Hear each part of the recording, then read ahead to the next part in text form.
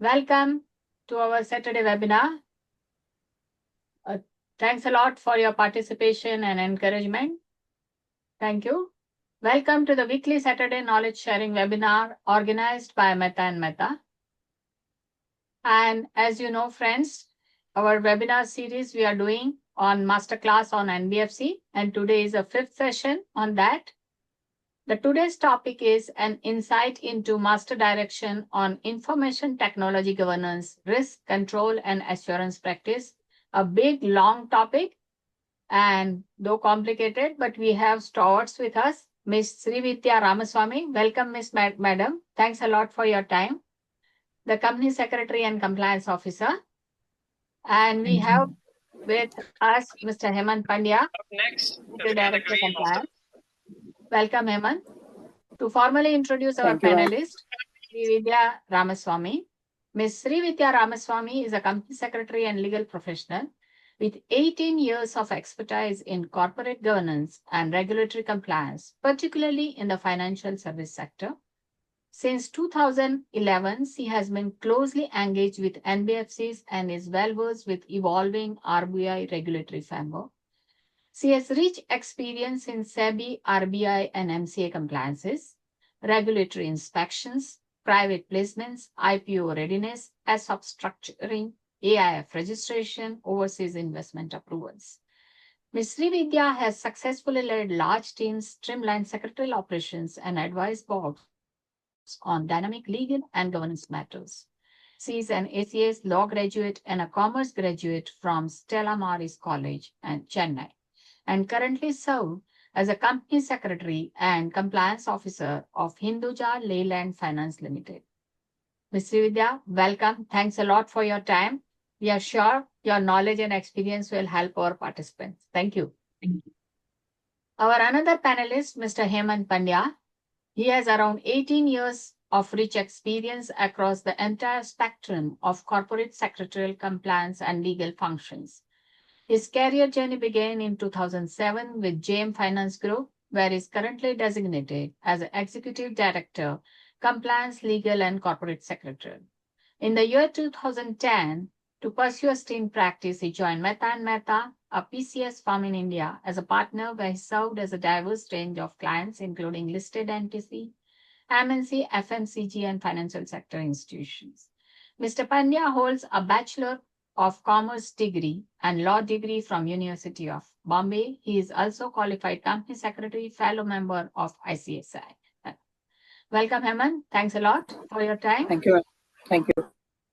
Currently, Mr. Pandya serves as the company secretary and compliance officer of JM Financial Limited, the flagship company of JM Financial Group. Additionally, he is also oversees compliance and secretarial functions of various subsidiaries in the group, which inter alia includes NBFC and Housing Finance Corporation. In his leisure time, he enjoys reading, drawing, and sketching, as well as writing articles and poetry. He has been active contributor to ICICI programs, training session, and share knowledge and expertise with student and fellow professionals. Welcome, Hemant. Today's our presentation is Ms. Sakshi Gupta. She is an associate member of ICSI and BCom and law graduate. She worked with Multi-Commodity Exchange of India and experience in the field of incorporation, LLP, and various secretarial functions, SEBI, LODR, security contract regulation, stock exchange regulation, insider trading. And at present, she is a partner, Meta and Meta, handling our Jaipur branch. Thanks, Sakshi. And our, of course, moderator, Mr. Bala. Everyone knows that. Thanks. No need introduction. Mr. Sudhakar has certain family emergency, and so he is not able to join today. With this, I will not say any more time, and I will request Ms. Srividya to say a few words on the topic, then Hemant, then Bala, and then Sakshi. You can start the presentation. Over to Ms. Srividya. Thanks a lot. Good morning. I hope I'm audible to everyone. Very much. Yeah. Yes. Good morning, and thank you to Mehta Mehta and Deepthi ma'am and Sakshi ma'am also for the introduction today. So this topic, I think all of the NBFC regulations are a subject in themselves. There are books, they separate books can be written on each of them. So especially on the master direction on IT, governance, risk controls, and assurance practices. I think this is an expanded version, a significantly expanded version of the 2017 regulations. And if you see some of the, when these regulations first came through in 2017, we had to just streamline some of the compliance related operations, and there was not much in depth in terms of both regulatory oversight as well as internal focus on IT and cybersecurity related matters. So given the increased importance that RBI is giving to IT and cybersecurity related matters, so I think RBI has come up with this circular in 2023. And if we see a lot of the definitions used, or the terminologies used in the regulations, are taken from international standards, and definitions are harmonized with various international glossaries. So that itself shows the kind of depth and importance that RBI is giving to IT governance related topics. So, and through this, RBI has stepped up its scrutiny on IT related risks, especially from a risk point of view, cybersecurity matters. And RBI's expectation is to comply with letter and spirit. So I'll come to the spirit. I know we all want to comply in spirit, but how in terms of letter is what I think we all need to understand as compliance practitioners, right? So, so if, for instance, if RBI says that there has to be a technology refresh plan in the regulation, then the management must make sure that there is a technology refresh plan, preferably in the same name. And also, it also making sure that it is properly documented and also approved through the competent authorities, say through the IT steering committee. And also RBI has mandated separate capacity management requirements, right? So and says that it has to be reviewed by the IT strategy committee. So it says, if RBI says it has to be reviewed, then it has to be specifically featured as a part of the agenda matters in the IT strategy committee and properly documented to establish compliance. So we're not only complying in spirit, but also we may do 100 things, but if it's not properly documented and a proper trail is not created, then we may not be able to establish anything to the regulator at the time of supervisory inspection, or even in the case of a future dispute. So also goes out to many other things that is mentioned, right? The audit trail, the straight through processing. I think when I say this should be complied in spirit, what I would say is that it should be complied. It should be well documented, first of all. That is the core expectation from RBI. RBI always tells us that you're all telling this to me, but where is this on paper, right? So that is the core focus for compliance professionals like us who are all part of this session today. So also as taking that a step further. So when you constitute committees, they should be properly documented in terms of what the technical expertise of the members are under the regulations, that whether the board has taken note of this technical expertise of each of the members, and what is the rationale for appointing each of the members into the committee, what is their technical expertise.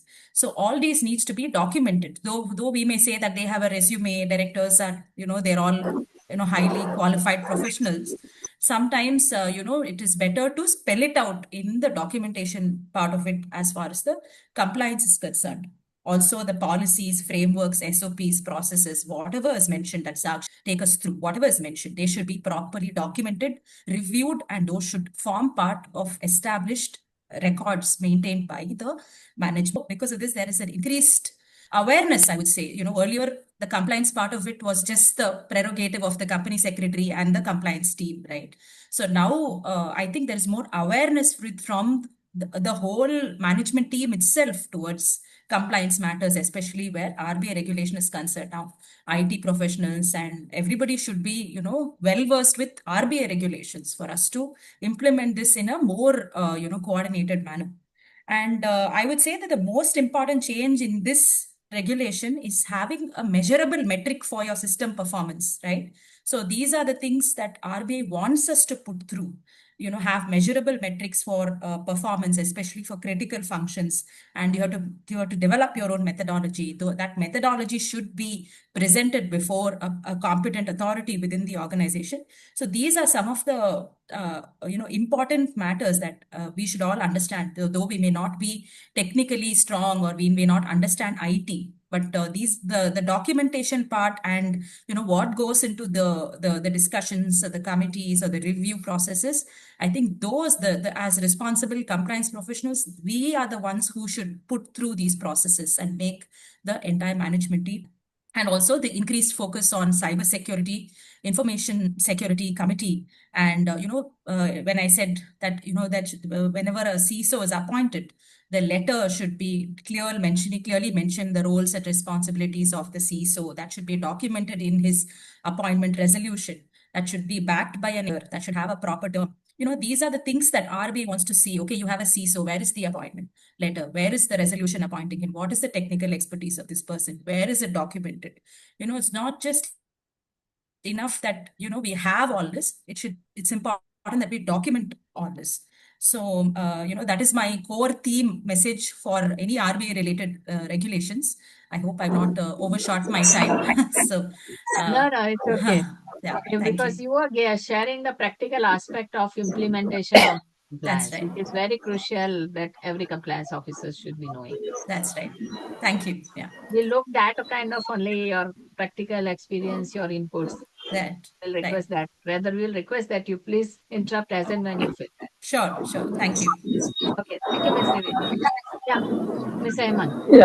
Yeah. So thank you, Dipti ma'am. Thank you, Bala sir, and thank you very nicely introduced Srividya ji. So you have covered the entire topic as well as what is expected from a compliance officer or a person handling the compliance NBFC.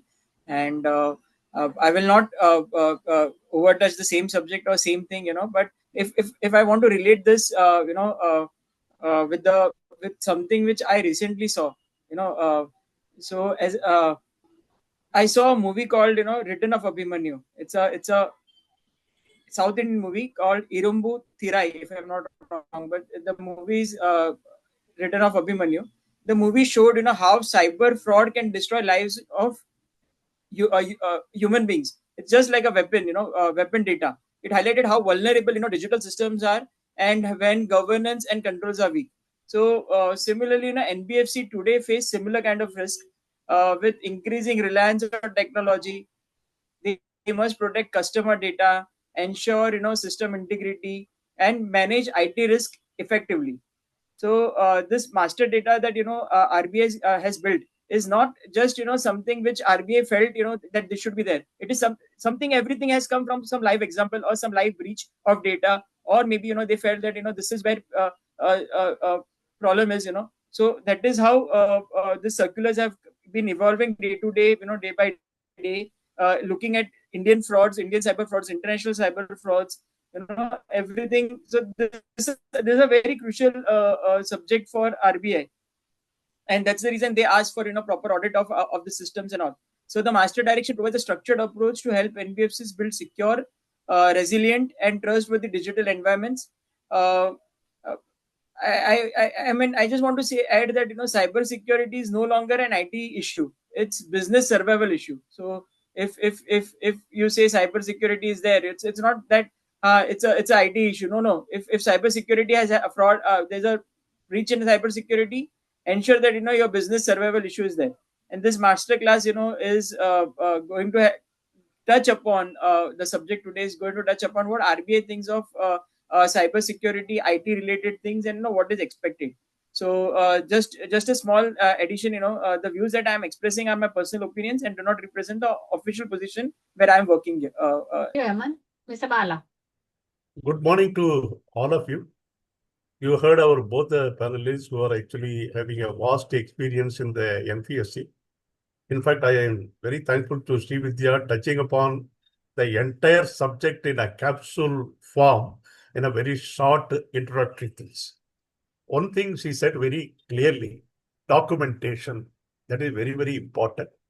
That is where our ability to document everything to be there. Although there is a nomination, revelation committee, skill matrix, everything is analyzed. When we record the things, the documentation is very, very important. RBI would like to see, okay, you do what you say what you do.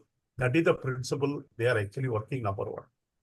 Number two is why this IT we are talking so much information technology and the risk involved in this, and again, business continuity and the disaster plan, etc., and other thing and all. We are talking about it.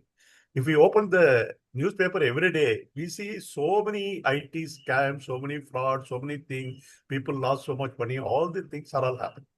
So RBI definitely wanted to put, because the whole idea is to protect the investor. So giving the protection to the investor, RBI wanted to take a measure. Prevention then better than the cure. That is the measure. That is why they wanted to put all the preventive action. Not only that, if we go through the Marshall Circular, I think definitely Sakshi will take us through. Even in the case of the cyber security, what are the measures you actually kept? What are the security you have built in? That is number one. Number two is, if there is something goes wrong, what is your recovery plan? What is the thing? How you are going to sort it out? That is another thing. These are the things which are actually expected by the RBI. And another thing is there, as Srividya puts it, we are all not IT professional per se. So we will not be able to address any of the technical nature of the IT thing which are there. We are basically the compliance professional here within the master work. What is master circular? What is actually expected? What are the procedural aspects? What are the compliances to be taken? What is the system? What is the strategy should be put in place? These are the things we'll have to actually ensure. If in spite of all those things, something goes wrong, we'll have to go to the IT expert who will be able to definitely help us and other thing and all. Basically, as we have seen in other companies, like that here also in the NBFC, they have basically brought in basically two important committee, I think Srividya has touched upon. Only the IT steering committee, other is the information security committee. So the IT is to be reviewed at least every quarter. People have to constantly see the security system is working, standard operating procedure are actually in place, all those things. In addition to that, as you know, the various policies which are required to be there, because every company, if we actually open, if we go to their website, investor section, if you open, the policies are actually displayed. Here also, there's just a lot of policy matters which they take. I think she will be taking it through. I will not touch upon all those things. So only thing is, I would like to say here, either Dipti or me or our panelist, we will be strictly going for the master circular. What is the requirement? What are the system to be in place? Compliance related aspects. Apart from that, any technicality relating to IT per se, we are not IT expert. Those things will not be addressed. Kindly do not put any particular IT related problem per se. Let us restrict to the master circular and the procedure related issue, compliance related issue, which are concerning to our profession. That is my request to all of you. And as usual, you can put up your questions and whatever the clarification you seek in the chat box, we'll be taking it then and there. And then at the end, if the time permits, we'll permit you to raise your hands. We will listen from you and we can address the things. I am very sure we will be very much familiar with these things, with both the expertise, because one thing, as we have been discussing in the past webinar also, the whole RBI approach is what you call scale-based regulation. Base layer, middle layer, and the upper layer. Of course, top layer is not there as of today. And even within the base layer, with the reference to the whatever the turnover, etc. So the compliances actually vary according to that. At the very lower level compliances, you enjoy certain privileges. As you go up, when your size become more and more, the things become stricter. That is one thing. I think I'll ask Sakshi to take us through. Over to Sakshi, please. Yeah, start sharing the screen, Sakshi. Thank you.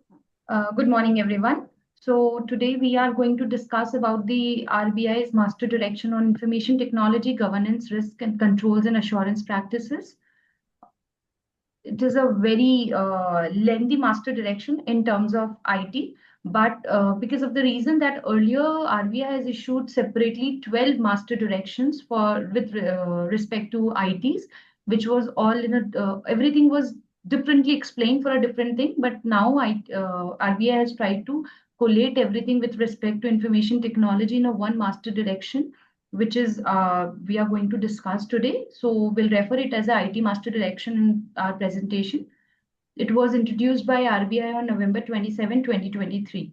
So all those other 12 RBI master directions earlier issued by RBI are now repealed. However, one master direction on Information Technology Framework for the NBFC sector dated June 8, 2017, which we will refer to as IT framework, got partially repealed, that it is now applicable only for the base layer NBFCs. For all the NBFCs which is into middle layer, top layer or upper layer, they have to comply with the IT Master Direction of 2023. Other than that, base layer NBFC has to deal with June 8, 2017 Master Direction, which is IT framework. And it is a very important, to comply with these IT Master Direction, as our panelist has specifically mentioned the requirement and the needs of the IT in the NBFC. Because without an IT now, running a company or a NBFC is not very possible. And having that IT as a very strong base is very important for any company. So this master direction for the NBFCs is a proactive, preventive, and a protective regulatory framework which generally safeguards the financial system from the cyber threats. It ensures that customer data privacy and trust is maintained, and it enhances overall technological maturity of the NBFC sector, and it aligns the NBFC with banks in terms of digital resilience. So now first we will understand the applicability of this master direction. So this IT Master Direction is applicable on all banking companies, NBFCs which are in top layer, upper layer and middle layer, all credit information companies, Exim Bank, NABARD, National Bank for Financing Infrastructure and Development, NHB and SIDBI, and all the foreign banks operating in India. They are required to comply with this master direction and having a comply or explain approach in terms of applicability of these directions. However, the two local area banks and NBFCs core investment companies are excluded to comply with these regulations. Now, to understand this IT master direction, first we will understand the IT governance, what is its importance, and how we can really follow these regulations, and then we'll move further. IT governance is also a very important part of the corporate governance. It involves leadership support, organizational structure, and proper processes to ensure that NBFC's IT sustains and extends business strategies and objectives. The major focus of this IT governance includes strategic alignment, risk management, resource management, performance management, and business continuity or disaster recovery management. All the policies which are required to be framed under this master directions and the strategies which are related to IT shall be approved by the board of directors of the NBFC. And those strategies and policies shall be reviewed at least annually by the board. So here, please, we have to understand that they say that it has to be at least reviewed annually by the board. So irrespective of any amendments or any other requirement by the law or regulation or the regulator, board has to review those policies annually, always. So first, in the IT governance, what we will understand the committees which are required to be formulated by the NBFC. So first is the IT Strategy Committee, or we'll be referring it as ITSC Committee. So minimum 3 directors are required as the members of this committee, and the chairperson shall be an independent director. Along with that, the chairperson or the independent directors is required to have substantial IT expertise in managing, guiding information technology initiatives. And all the members of the IT Strategy Committee should be technically competent. This committee is required to be meet at least on a quarterly basis. So this IT Strategy Committee, which so majorly should look into these requirements. First is they have to ensure that the NBFC has an effective IT strategy planning process in place. They shall guide the NBFCs in preparation of those IT strategies and ensure that those align with all the overall strategy of the NBFC towards the completion of its business objectives. They are required to satisfy that IT governance and information security governance fosters accountability and it's efficient and effective. Also, they are required to have, they should satisfy that the NBFC has adequate skill resources to really comply with these regulations, and responsibility of each level in the organization shall be well defined. ITSC shall ensure that the NBFC has put in place the process for assessing and managing IT and cybersecurity risk, and all the budgetary allocations for the IT function should be done properly with the IT security, cybersecurity, and it should be according to the IT maturity, digital depth, and threat environment and the industry standard for meeting these objectives. And IT strategy committee shall review at least on an annual basis the adequacy and effectiveness of the business continuity planning and disaster recovery management of the regulated entity. So RE stands as regulated entity, which will include all the companies as we have discussed on which these master direction is applicable. So we'll be referring RE as a regulated entity. Then the other committee. Sakshi, can you go on the previous slide? This one? Can you go on the previous slide? Not the strategy, the before one. I just want to add here if Bala sir and Dipti ma'am allows. Yeah, sure, you are. The previous. So here it says the chairperson shall be an independent director. The next slide. The chairperson shall be an independent director and shall have substantial IT expertise in managing, guiding information technology initiatives. Now, RBI has defined what is substantial IT expertise. So it says substantial IT expertise means experience of at least 7 years in managing and guiding information technology initiatives, which includes IT governance, risk control, and assurance practices. So when this came, this was so difficult for all NBFCs to find a person like this, to get a IT person, because to get someone as an IT background, and that too as an independent director, was a very difficult task for all the NBFCs. SEBI is very different. If SEBI is also this kind of initiative, which SEBI has also recently asked. So SEBI had issued some CSCRF guidelines, if I'm not wrong, cybersecurity and cyber resilience framework. So here also SEBI intermediary wants to have a IT committee, but here they said should have at least one external independent expert as a member on cybersecurity. So the focus on RBI was, if you correlate, the focus was on what we say on entire IT thing, and SEBI wanted focus on cybersecurity. RBI wanted a independent director to be a member with this extra IT background. Here they only wanted external cybersecurity expert. What is experts? RBI defined that it should be 7+ years in IT governance and IT risk. Here it was cybersecurity specialization. So both was different, huh? Yeah, different, and the requirement was also something which what was when this was introduced. So it was like very difficult to convince NBs directors also that this is required to get an additional member from IT background, because independent director appointment is a difficult task. So we faced a very this thing, but then it was manageable. I just wanted to share my personal experience. I know that IT expert who are in practice, and they must be interested to be independent, because again, that moment the director, it is responsibility. They should be ready to take this responsibility on their shoulders. Correct. Oh. So the other committee which is required to be constituted under this master direction is IT steering committee. So it is an internal committee. IT strategy committee or ITSC was a board level committee. So for constituting IT steering committee, there should be representation from the senior management level, from the IT and the business functions of the NBFCs or the regulated entity. They should also meet on a quarterly basis. So IT steering committee should assist IT strategy committee in strategic IT planning, oversight of IT performance, and aligning IT activities with business needs. They are required to oversee processes but put in place for business continuity and disaster recovery. They are also required to ensure implementation of a robust IT architecture meeting statutory and regulatory compliance.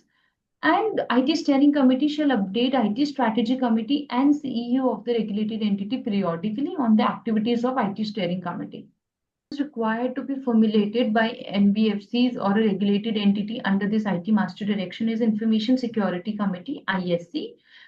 So it is also an internal committee, and the constitution shall be of the CISO, Chief Information Security Officer, and other representations from business and IT function shall be as decided by ITSC, Strategy Committee should be the constitution of Information Security Committee, and the head of ISC shall be from the risk management vertical, because this particular committee will be majorly focusing on the security, information security of the NBFC and the risk management vertical. So the terms of reference of information security or ISC committee shall include the managing cyber information security, development of information cybersecurity policies, implementation of those policies, any standards and procedures that to ensure that all identified risks are managed within our regulated entities' risk appetite, approving and monitoring information security projects and security awareness initiatives, reviewing that cyber incidents, information system audit observations, monitoring and mitigation activities, and updating ITSC strategy committee and CEU periodically on the activities of ISC. So the frequency of this information security committee to hold the meeting has not been defined under this master direction. Now we will understand, as a part of IT governance, we'll understand the role of senior management in the NBFC. The senior management of the NBFC shall ensure that all the IT strategies approved by the board is properly executed. Information technology or information security and their support infrastructure is functioning effectively and efficiently. Any IT risk management process, what is required, should be in place, and a culture of IT risk awareness and cyber hygiene practices should be created by the senior management in the regulated entity. All the cybersecurity postures of the regulated entity. Overall, this IT contributes to productivity, effectiveness, and efficiency in the business operations. This is the requirement of the senior management to always do in the NBFC. Now there shall be a head of IT function as well in an NBFC. So he should be appointed at a senior level, and that person should be technically competent and experienced official in IT related aspects as head of IT function. And he should be responsible to ensure that execution of IT projects or initiatives is aligned with the company's IT policy and strategy, IT strategy. And if there is an effective organizational structure to support IT functions or not in the company, this is to be ensured by the head of IT function. And they should put in place an effective disaster recovery setup and business continuity strategy plan. Head of IT function will ensure effective evaluation. Head of IT function shall ensure effective assessment, evaluation, and management of IT controls and IT risks, and implementation of a robust internal controls to secure companies' information assets, internal policies, regulatory and requirements on IT related aspects. Satish has put up a question here. CRO requirement is not there till 5,000 crores. If Yes, a NBFC does not have the CRO because of the AUM is less than 5,000 crores, then who will be the head of the ISC? No, actually, the regulation only says it shall be from the risk management vertical. It does not say CRO. So it says the head of the ISC shall be from the risk management vertical. So it need not be the CRO. It can be any senior person from the risk management vertical. Okay. Somebody has Also asked what is RE stands for. If I understand, RE is nothing but it is the registered IT auditor. Am I correct?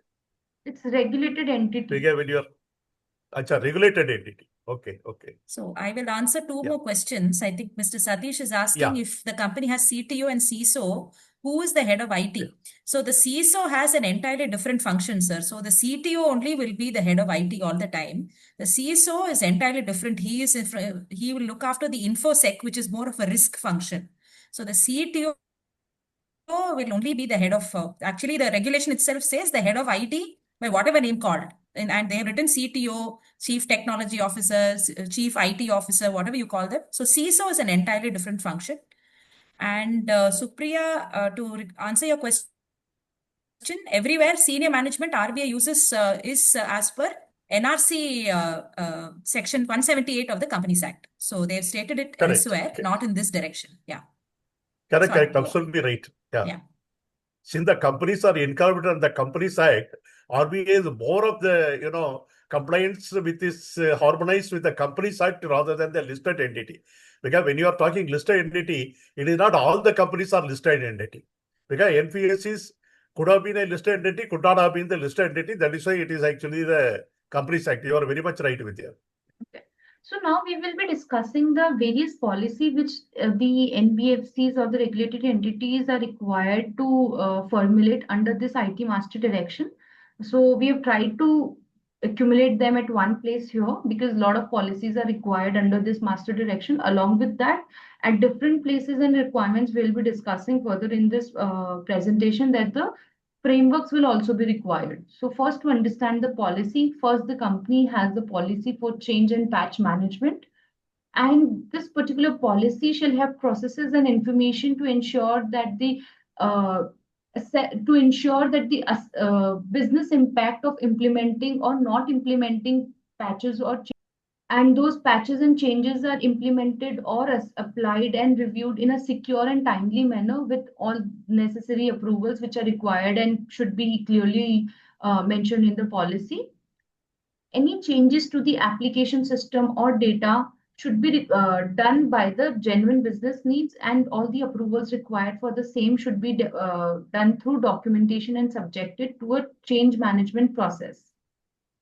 And a mechanism is established by the company to recover from the failed change patch management deployment or unexpected results. So under this particular policy, these particular points are important to be required by the company. Along with that, whatever the approvals wherever required shall be clearly defined with the designations or however the company wishes to. Along with that, the proper processes how those patch management or the change management would be done by the regulated entity should be clearly defined in the policy, so that all the IT departments or any other departments doing the same work in the company should adhere to that policy and follow the same process. 1 minute is there because if we are talking about the change management, if I understand correctly, I think probably Hemant will substantiate on this. Whenever you are talking the change manager, it is basically the NBFC want to put in place a different structural process in relation to planning, executing by rolling out the new technology, because technology keep on changing.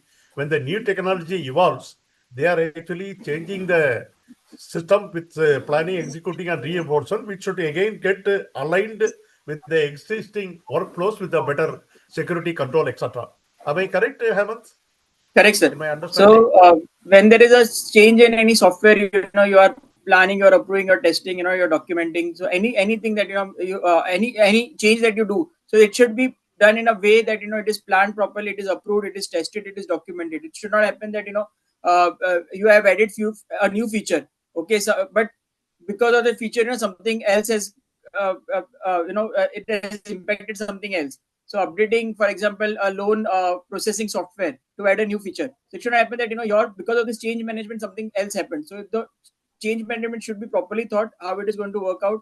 And when you say patches, patch management is like if there is some update in softwares to fix some bugs or security vulnerabilities. So it should be safely done. It should be on time and it should be with minimal disruption. What happens is sometimes you may have to your software would be live, but then you may have to take down for some time. So this is how you have to plan it properly. So RBI has given exhaustive way how it should be done.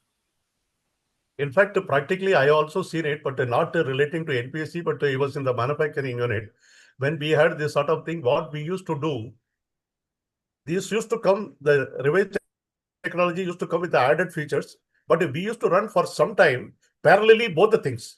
So that what happens is we see that new technology gets actually whatever was existing and over and above it is added. Then after the satisfaction of testing done, then only the new technology is actually rolled out. That is the way it is done. But it all depends upon the individual organization, how they want to put it, how they want to take it. But the whole idea is it has to be aligned with the existing thing with the more added feature, I think. Supriya, you want to add something? Sorry, Srividya? No, sir, nothing specific. I think Hemant sir mentioned the details of the requirements of what I need to change. Yeah, go ahead, Sakshi. So the another policy would be data migration policy. So this policy shall specifically specify the systematic process for data migration. And while doing the data migration, the data integrity, data completeness, and consistency is maintained. So the policy should define that it is not really the data integrity or completeness or consistency should not be compromised at any stage. And the policy should also contain the provisions pertaining to sign-offs from the business users and application users at all the stages of migration, and the proper audit trail should be maintained for the same. So this policy shall focus on documenting all these requirements under the regulation. Then there is a risk management policy. Every company should have NBFCs are required to have a risk management policy. Under that particular risk management policy, these points with respect to IT shall also be included, which is they should specify what are IT related risks to their organization, including the cybersecurity risk as well.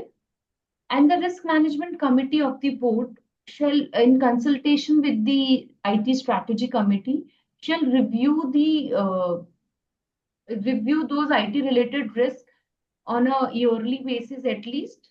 And if there is any requirement to update the same, should be done in these policy. In the risk management policies, those IT related risks should be updated. And that risk management policy shall also incorporate periodic assessment of IT related risk, both inherent risk or the potential risk. Hemant, I think the data migration is a common IT activity in organization. Am I correct?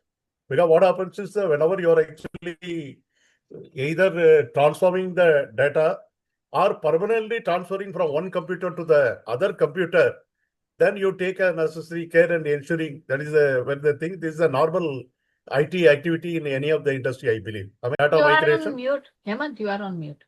Sorry. So give you an example, what data migration in simple means.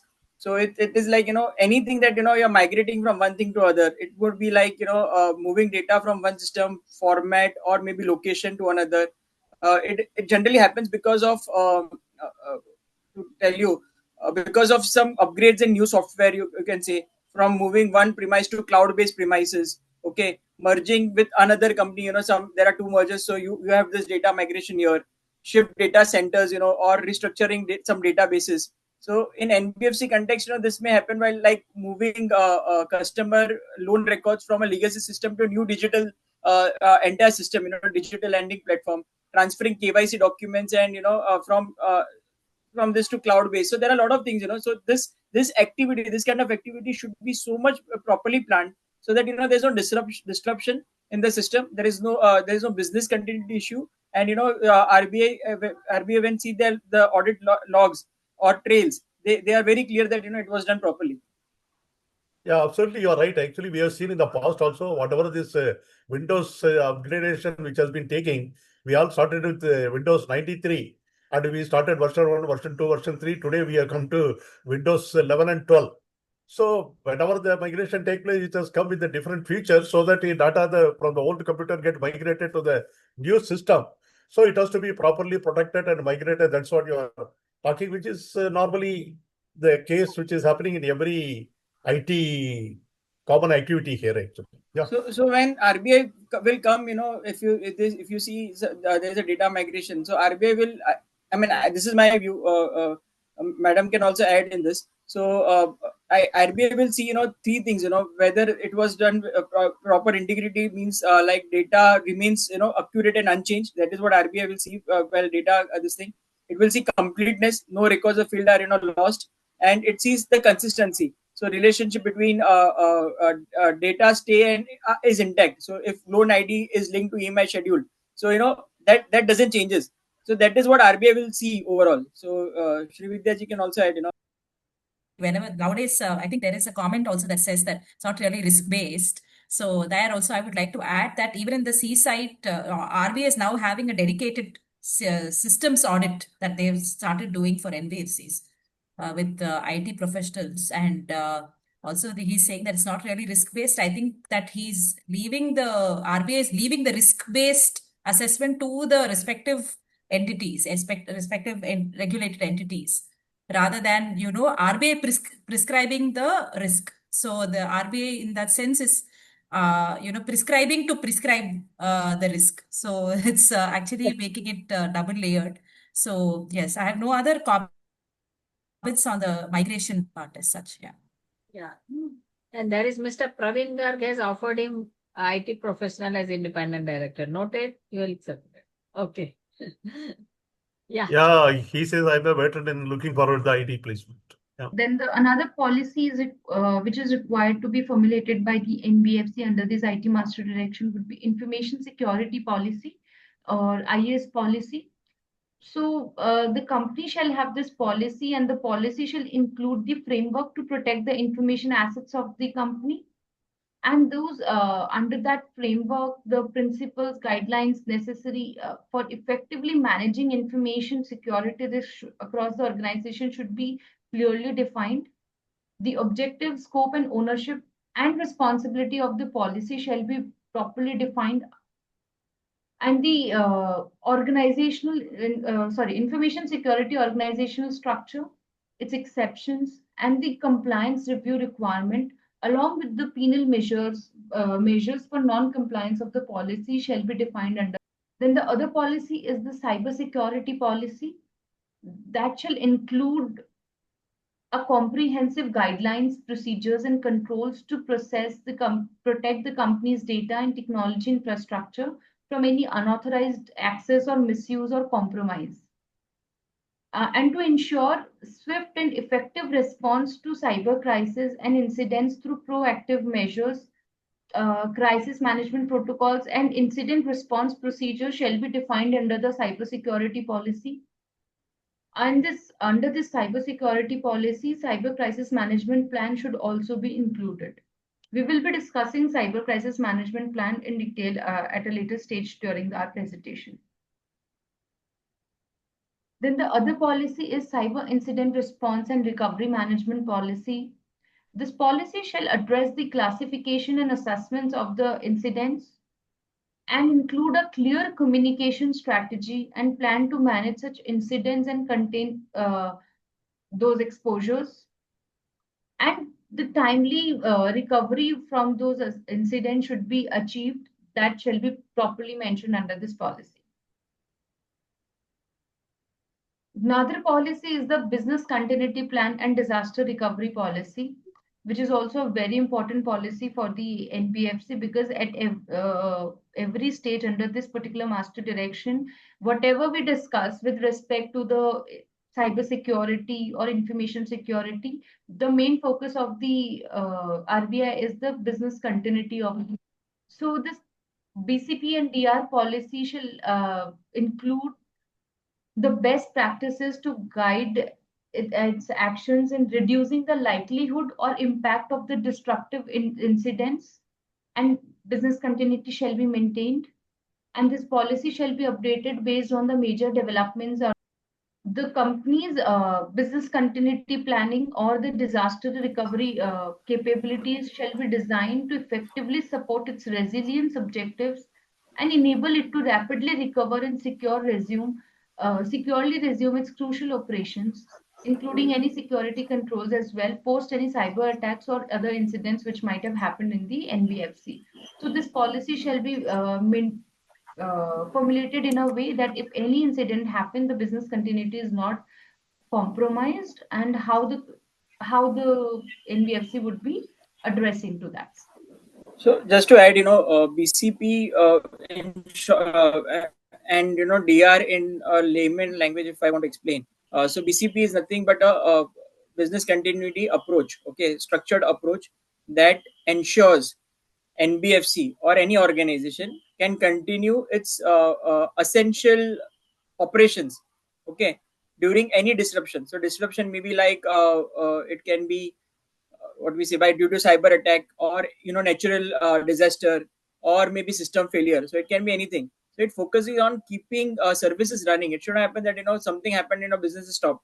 So it is protecting customer interest and maintaining regulatory compliance even when normal processes are affected. So that is what BCP. So BCP should be very strong. What is disaster recovery is the time taken, the time taken or the process that you follow to recover or restore the IT systems, the data and infrastructure after this disruption. It includes your backup strategies, your recovery timelines, your fallback systems to bring operation back to normal as quickly as possible. So it should be the minimum, the way you have this disaster recovery. Hemant, as you really touched upon, I recall it, when newly the computer system and other things are actually ensured, we used to talk about backup every day. At the end of the day, the backup will be taken, it will be separately stored. What people used to do, they used to take this about 20-25 kilometers away, and that backup will be put in the locker. It will be lying there in the locker. Because why? Suppose tomorrow the system stalls down, then we can go and bring it. The data is intact till the yesterday, and whatever is actually gone is only today, which can be recorded from today's transaction. That is the whole idea. Backup used to be taken. In fact, I was one who was staying in the city. The location of the manufacturing unit was situated somewhere 25 kilometers away. I was interested in the job. Every day, your job, end of the day, take up the backup, put it in the locker, keep it safely. So that used to be the case in those days when the newly things have come. Today things have changed. A lot of things are in place, taking the backup, keeping it, and other things and all. Yeah. Yeah, there is a The whole, question. yeah. When a Yeah. subcommittee of the board, ITSC is responsible for oversight of IT and reviewing IT and InfoSec policies. The practice is that all these policies are again placed at the board for specific approval each year. Is basically all policies are placed before the board every year. So they are asking whether it is expected by. So, Yes, ma'am, it is does that- required to be reviewed. Yeah. Yeah. See, Apart from- really speaking, it all depends upon much with the terms of reference which is given to the committee.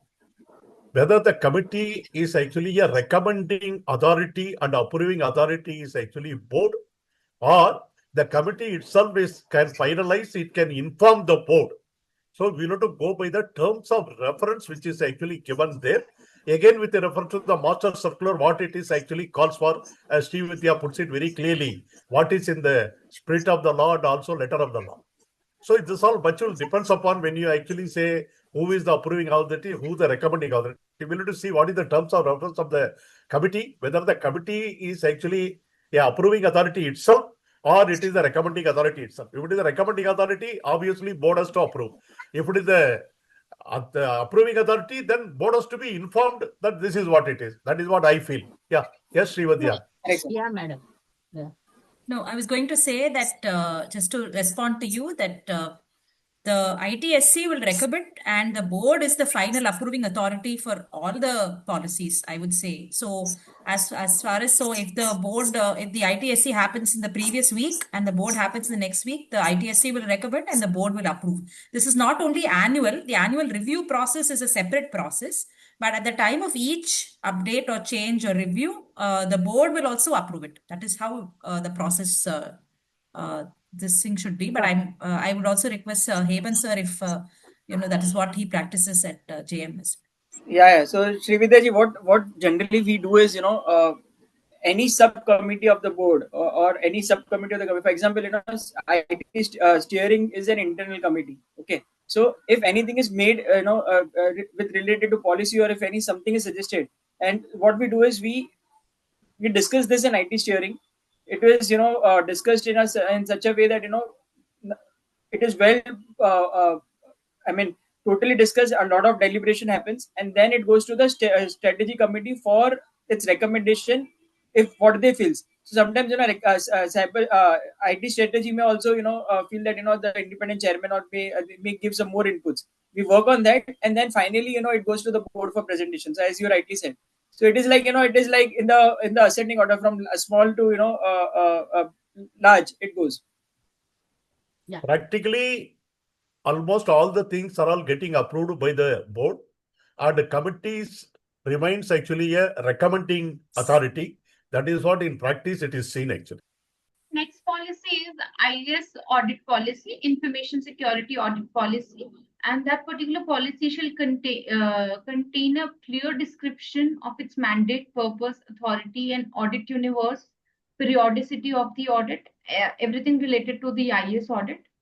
And this policy shall be approved by the audit committee of the board, and it should be reviewed at least annually. So in this master direction, all the policies, as we have seen, particularly are required to be approved by the board.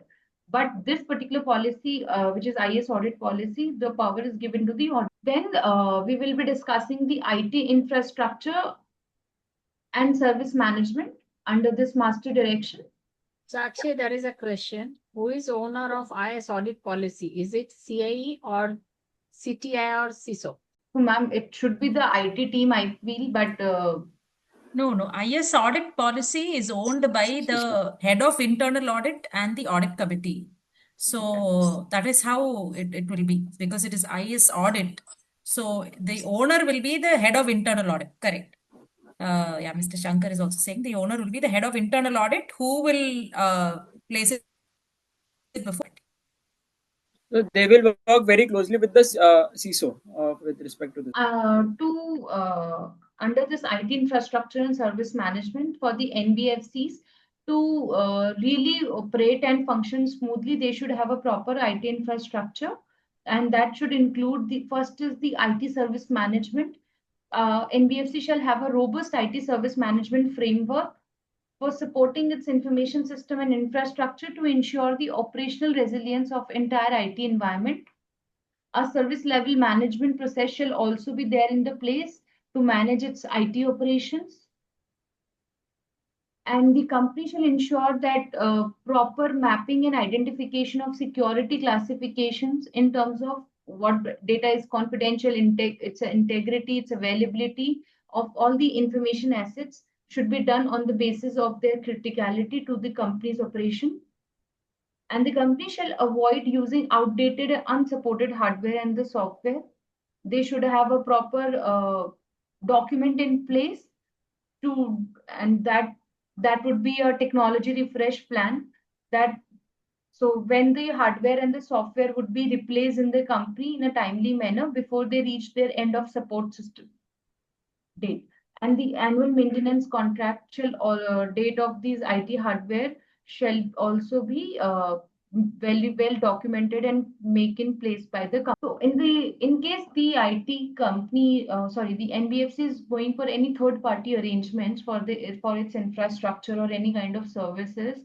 So majorly third party arrangements related to IT or cybersecurity is governed by another master direction by RBI, which is IT Outsourcing of Information Technology Service Directions 2023, which will refer as IT Outsourcing Directions.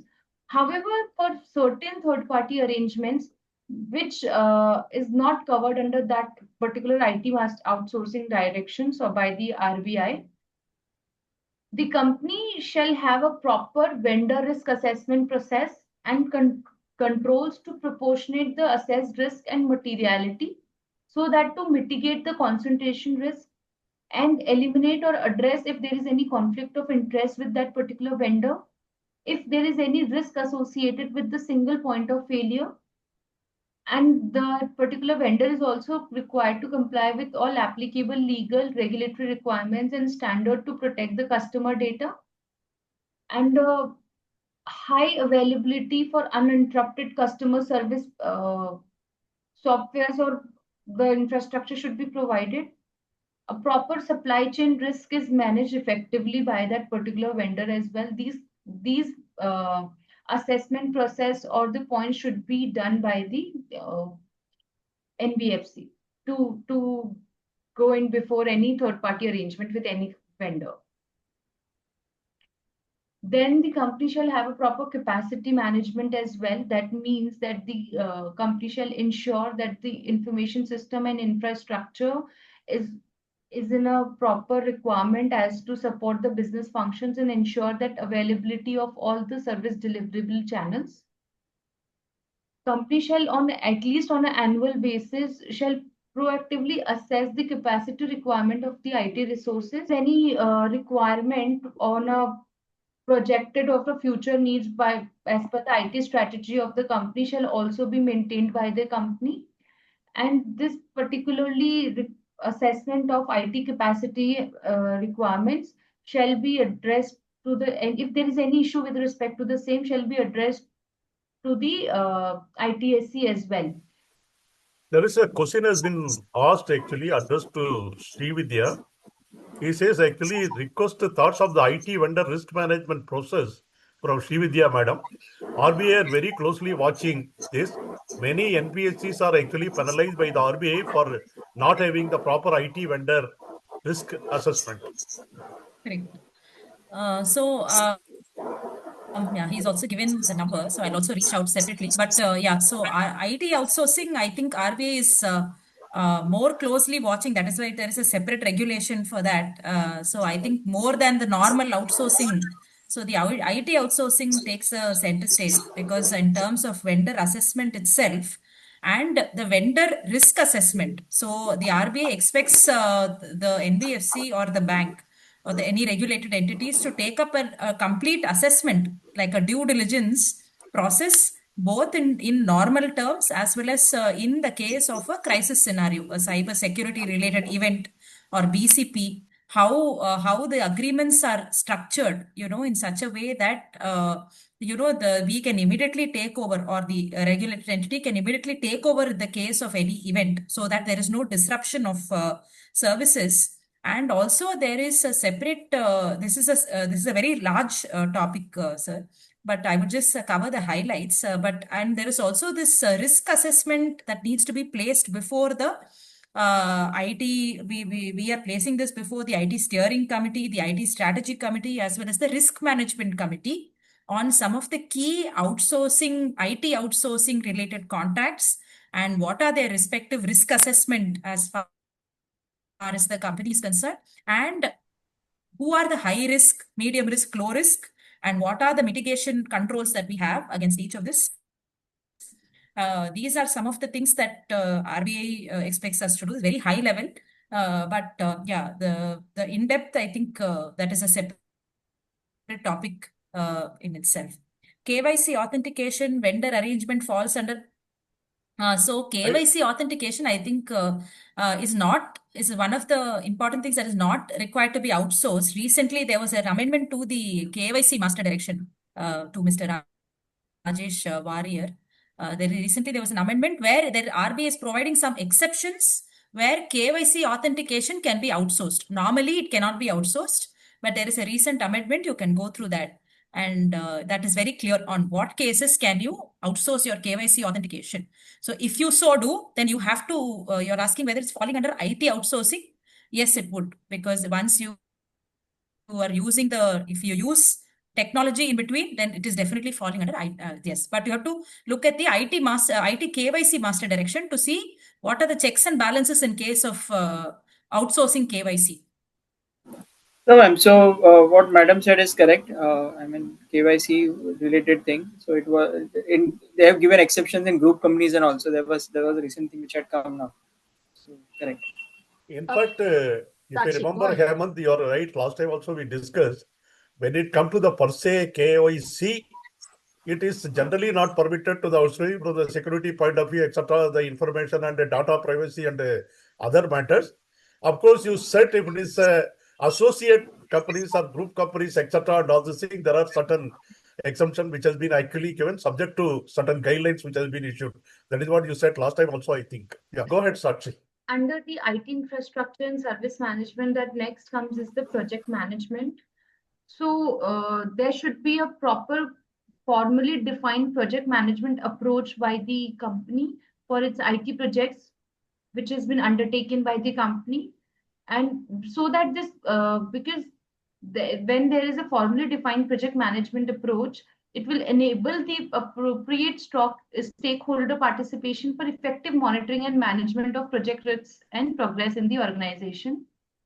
if there is any, while adopting any new or emerging technologies or tools in the company is required to follow a standard enterprise architecture planning or methodology or framework which has already been there in the company. And that while adopting a new technology, the risk appetite and the and aligning with overall business IT strategy of the company shall be done with by the company, so that there is an optimal creation, use, and sharing of information by a business in secure and a resilient way. And the company shall maintain an enterprise data dictionary so as to enable sharing of data among applicants and information system. And there is a common understanding of data within the whole organization. There is another question has been actually put up regarding the third-party arrangements relating to the IT cyber call centers. There is some additional risk with regulated entity deals with the proprietorship firms rather than the LLP or a public or a private limited company. So the person, very true, depending on a sole proprietor is little risky. You should prefer, some person having, which is an incorporated entity or LLP over proprietorships, because it gives better governance, financial transparency and legal recourse if something is required. You can do proper due diligence on these people. You have some background, the client, this thing. So if engaging with, what I can say is, as a good practice, so suppose you have to engage a proprietorship only, and you cannot avoid.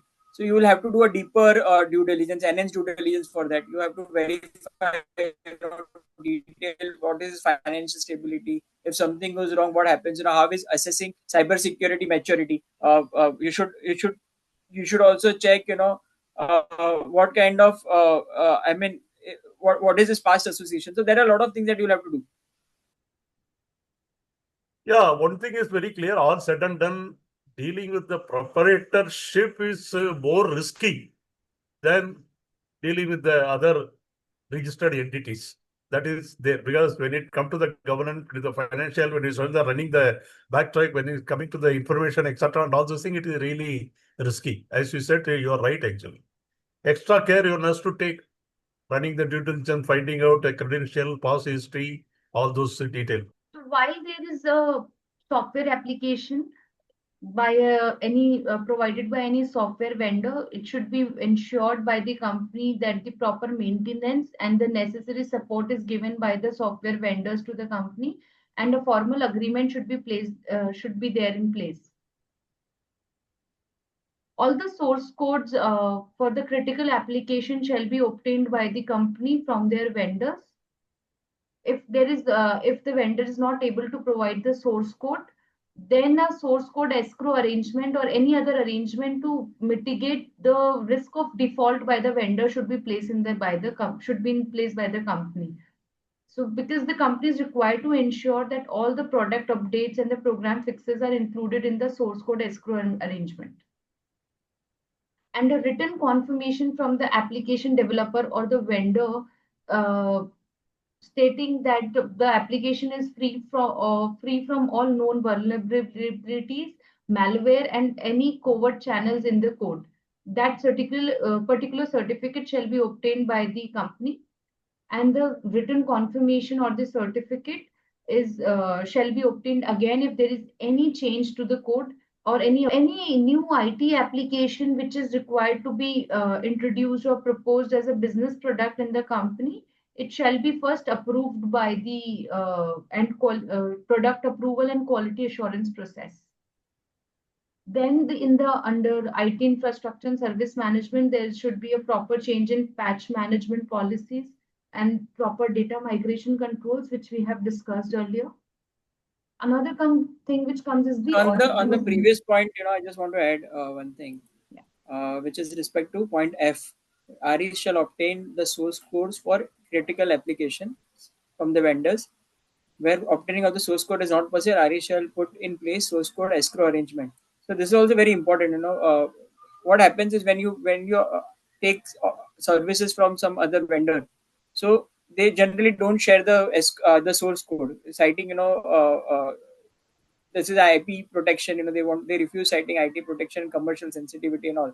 So what generally we do is we negotiate hard to ensure that source code is obtainable. If not, we appoint the IT, my CTO and CISO works jointly, and wherever compliance is needed, we get involved, and we try that it is maintained with someone third party, maybe a trustee or someone who has all this where something falls out tomorrow. So the third party is able to give us. Otherwise, what happens?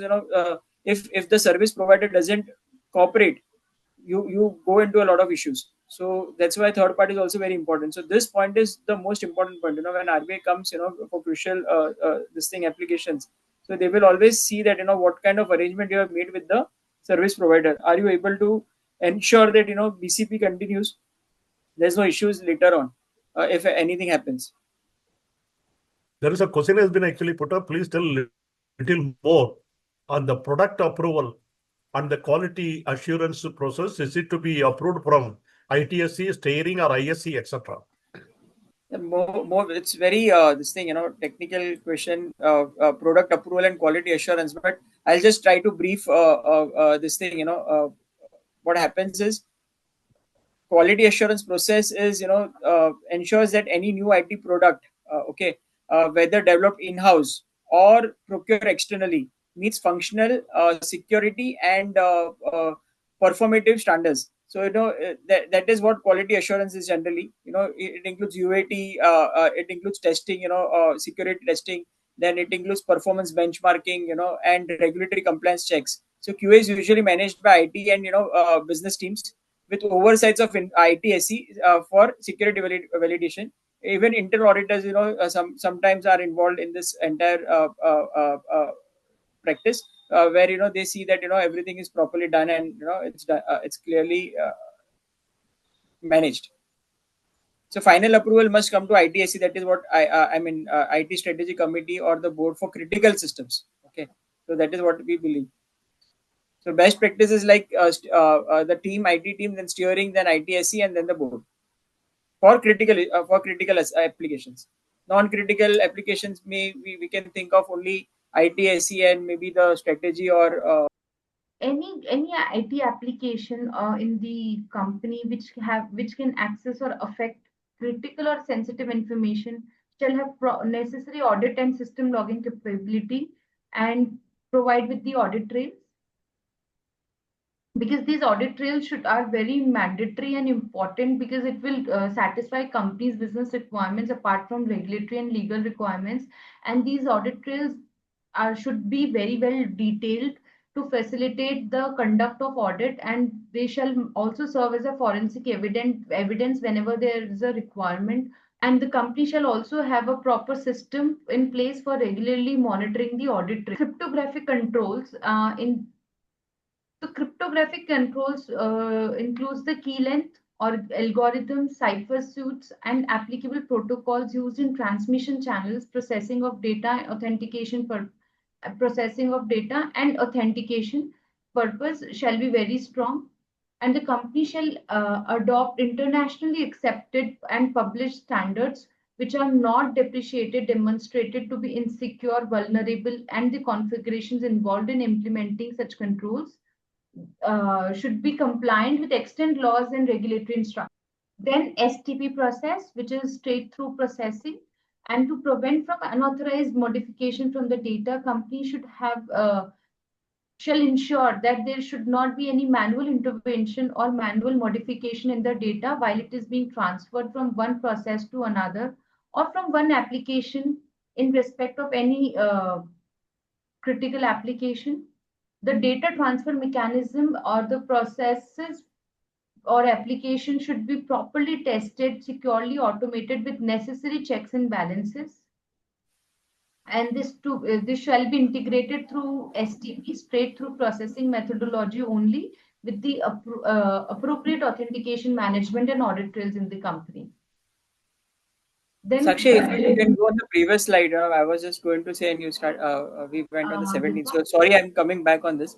So when you say cryptographic controls, to explain, what are cryptographic controls in simple language, it is a technique where we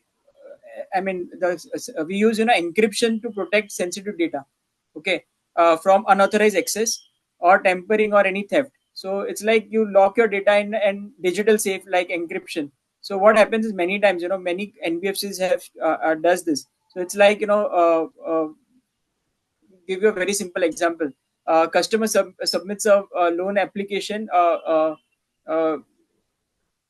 online, okay, when it is a digital lending, okay, the personal details gets encrypted, okay, in such a way that if someone tries to hack the system also, they will only see the scrambled data, they will not be able to get the entire thing. So that is what cryptographic controls are. So I just thought just to share, because we sit in this, see, I'll tell you how Dipti, I'm sorry to go offline, off bit on this thing. This is Yeah. important because many Yeah. people will be just entering NBFC compliance folder. So when you explain this in a Yeah. simple language, it helps the participant. Thanks. Yeah. So what happens is, ma'am, as a company secretary, as a compliance officer, also we play a very important role, by sitting in this IT strategy, IT steering. Many times, it happens that, something which goes beyond our thinking, because they talk in such a fashion that, many times I feel that, ye kya bol ke gaya, I didn't understand only. So it happens with many. Then I go and I talk with my CISO, bhai thoda samajh pade, aisa baat kar, everyone doesn't understand. So I remember this topic when we were discussing this. That's the reason I could explain it properly. So I was like, "Ye tu itna sab bole, what is the meaning of this?" So then, but company secretary plays a very important role. Company secretary and compliance officer, they can play a very important role in IT this thing. Many times what happens is, we also have a fight when, IT compliance comes. So IT CISO and, IT people may say, "Arey, it's the compliance ka kaam hai. It's not my job." So they just leave, things on try to put on things on us. And for us as a compliance, we'll be thinking, "Arey, mere ko karna kya hai iske andar? I don't understand what is a requirement." So this happens. I don't know, Srividya ji faces this or not, but it happens. So we try to work together, in such a way, and then we ensure that, by ye tera job hai, my compliance function doesn't mean, IT compliance doesn't mean it is a compliance duty, but it is your work. You have to appoint someone in your department to ensure this compliances. So this is how it many times happens. So I Participants are can also say saying, one point is there that if you are sitting in the meeting and you are not understanding, don't think that I look full or lack of knowledge, but you ask the question, make yourself knowledgeable so that you are not dragged into unnecessary area without knowledge. Correct. yeah, participants also very true. And there are comments have come, 2 comments. Just a comment on the audit trail, which also important from the accounting software preparation of the new requirement under the Companies Act 2013, effective from 1/4/23. That's the information is giving. Another comment has come, quality assurance, VAPT of all new application. VAPT, if I understand correctly, it is actually nothing. It is a software processing by identifying the vulnerability assessment and the penetration testing. I think that is a process. I think this is probably used by many people. I think maybe Hemant and Srividya can throw some light on this. Anything So from? VAPT is like, what you say is correct. So vulnerability assessment and, penetration testing is what VAPT is. So what happens is in VAPT, this is what, as a again, this is what I don't know, but this is what when I sat with my CISO and IT team, that is what they told, what they do generally in VAPT. So they say that, they gave me an example, like, it's like outdated libraries, or they just check, they scan the app to identify known security weaknesses, that, is there the data, exposed to any data breach or something. And penetration testing is like, it stimulates real world hacking attempts to test how the app can withstand attacks. So that is how they generally do. So vulnerability scans the app to identify known security weaknesses, and penetration testing is what they told me was with respect to trying to see whether, hacking is possible or not. So it's a very important VAPT thing, is very important in NBFC. So we obtain certified independent security experts also for doing this VAPT testing.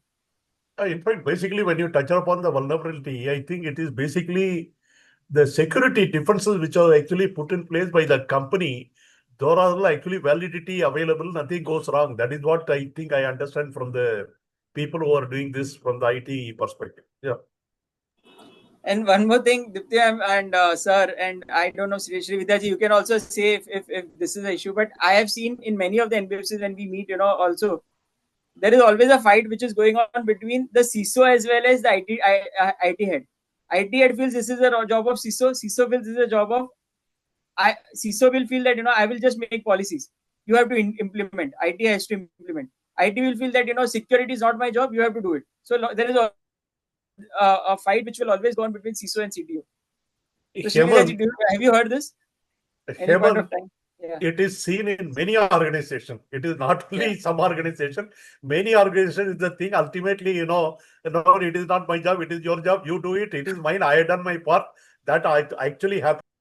In a way, the clear demarcation actually helps in terms of the function of the head of IT and the CISO. So earlier, the head of IT was also entrusted with the CISO level responsibilities.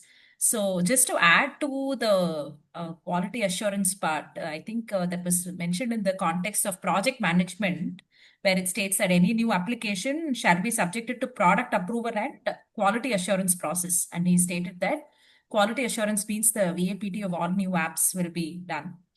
And also to Mr. Shankar's comment, there was an amendment to the company's rules as well in 2022, August 22, I think, for financials maintained in books of accounts maintained in electronic form. I think there were many amendments that said that backup should be in India, the data should be in India, and if it's not in India, there are a lot of requirements under that.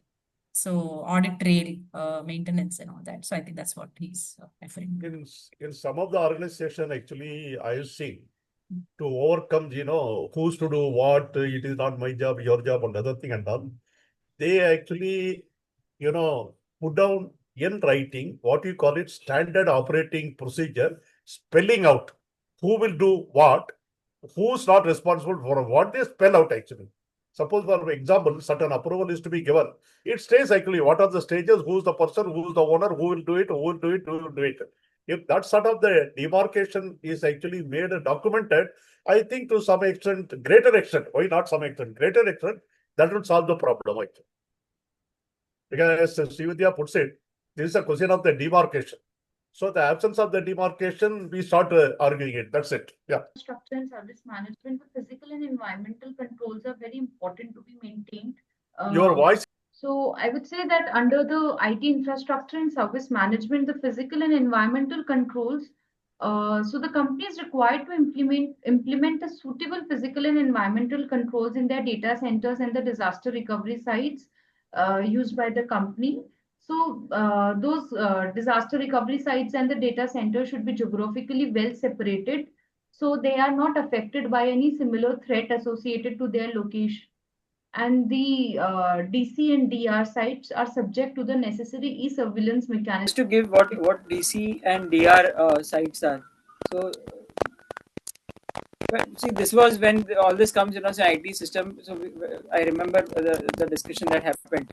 So DC is when we say data center, it says it means that it is a main center, main place where any organization or NBFCs in our case keeps the important systems or computer data, the server or the place. And disaster recovery is a backup of this system, so where it is copied, the entire system. So that's the reason they are saying it should be geographically, it should not, it should be this thing. What we say, well separated, so that if something happens here, you can get it from the backup plan. Right. Yeah. Then there shall be proper access controls for the IT infrastructure and service management. All the accesses to all the information assets are not allowed, and if they will be allowed only when there is a valid business needs exist. And the company shall have a document standards and the procedures approved by the ITSC for to administer the need-based access to an information system. Any personnel in the company who has the system access entitlements shall be supervised closely with all their systems activities logged in periodic, that same shall be periodically reviewed. Companies required to adopt multi-factor authentication for privileged users of critical information system and for critical activities basis the company's risk assessment. Now, if there is any teleworking in the company, there should be proper controls in the teleworking environment as well. And the company shall ensure that the system used and the remote accesses which has been given shall be from alternate work location to the environment hosting. Company's information assets are secure. Company shall implement multi-factor authentication for enterprise access or to critical systems, and the company shall put in place a mechanism to identify all remote access devices attached connected to the company's system, and that the data or the information shared in the teleworking shall be properly secured. Then company shall define suitable metrics for system performance, recovery, and business assumption. And any recovery point objective and the recovery time objective for critical information system should also be included in that. For any non-critical information system, company can have a risk-based approach to define the suitable metrics. And company shall implement suitable card or as we call metrics to measure the company's IT performance and IT maturity level. So as we have seen under this particular master direction, we have already discussed about the policies, but along with the policies, there are a lot of frameworks or the SOPs which are required to be formulated by the company under this particular master direction. So IT related risks shall also be periodically reviewed by the company. As we have already discussed previously, there should be a proper policy to this and a proper timelines to review the IT related risks shall be clearly defined over there. Now, the next part of this IT master direction is the IT and information security risk management. As we have discussed, there was the IT governance. Then the second part was IT infrastructure and service management. After the infrastructure, now the information security risk management is the next part of the particular master direction. So for the IT and information security risk management, company shall have a proper framework in which shall cover the implementation of comprehensive information security management function and should have internal controls and processes to mitigate or manage the identified risk. Those processes should be reviewed periodically in a risk environment characterized by the change. A proper roles and responsibilities of the stakeholders should be properly defined under that particular framework. If there is any third party personnel is involved, their roles and responsibilities shall also be defined under. There should not be any conflict roles or accountability gaps. Those particular, if there is any conflict role or accountability gaps, those should be identified by the company and properly managed.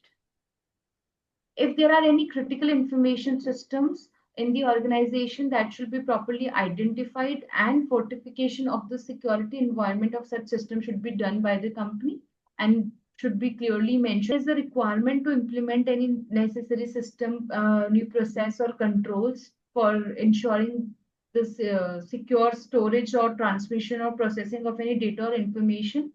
Proper process with respect to the same shall also be given into that framework. Now the company shall have an information security policy and cyber security policy under IT and information security risk management, which we have already discussed.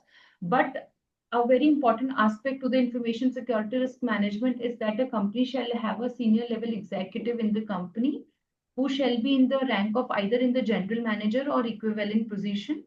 And that person shall be designated as the Chief Information Security Officer, CISO, which our panelist has been discussing about. So to understand the CISO, its requirements, we'll discuss that CISO should not have any direct reporting relationship with the head of IT function, and he cannot be given any business targets. Before appointing any CISO, company shall ensure that CISO has a requisite technical background and expertise, and he or she, whosoever, should be appointed for a reasonable minimum term, So their term should be clearly defined. And it should not be like CISO is the only person in the organization. He should be properly staffed with the necessary people having technical expertise as per the business requirement, business volume, and the kind of technology used by the company and its complexity. And if there is any budget for the information cybersecurity, that should be determined as per the current threat landscape. Now we'll understand the roles and responsibility of the CISO, and company shall also have a clearly defined documentation in place, which shall be describing the roles and responsibilities of the CISO in the organization, which shall include these following points at least, and they can increase it as well. But they should not be related to any business targets. The CISO of the company would be responsible for driving the cybersecurity strategy in the company to ensure the compliance of the regulatory requirements related to information or cybersecurity. He will be responsible for enforcing the policy in the company, which is used to protect the information assets, apart from coordinating information related issue, as well as with the external agencies. CISO will always be a permanent invitee to the IT strategy committee and IT steering committee. CISO office will also manage and monitor security operations center, SOCs of the company. And if there are any cybersecurity related projects, they should be driven by the CISO's office only. CISO's office will also ensure that the effective functioning of the security solutions are deployed in the company.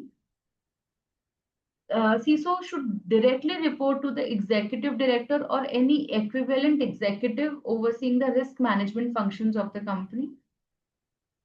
And CISO should place a review of cybersecurity risk arrangements of the company before before the board, risk management or IT strategy of the company, as it has been described under the company's document at least on a quarterly basis.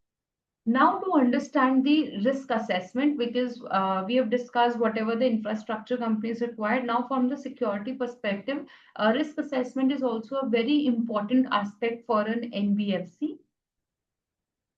So the risk assessment should be guided by appropriate security standards or IT control frameworks in the organization. Every company shall have its own IT control frameworks as well.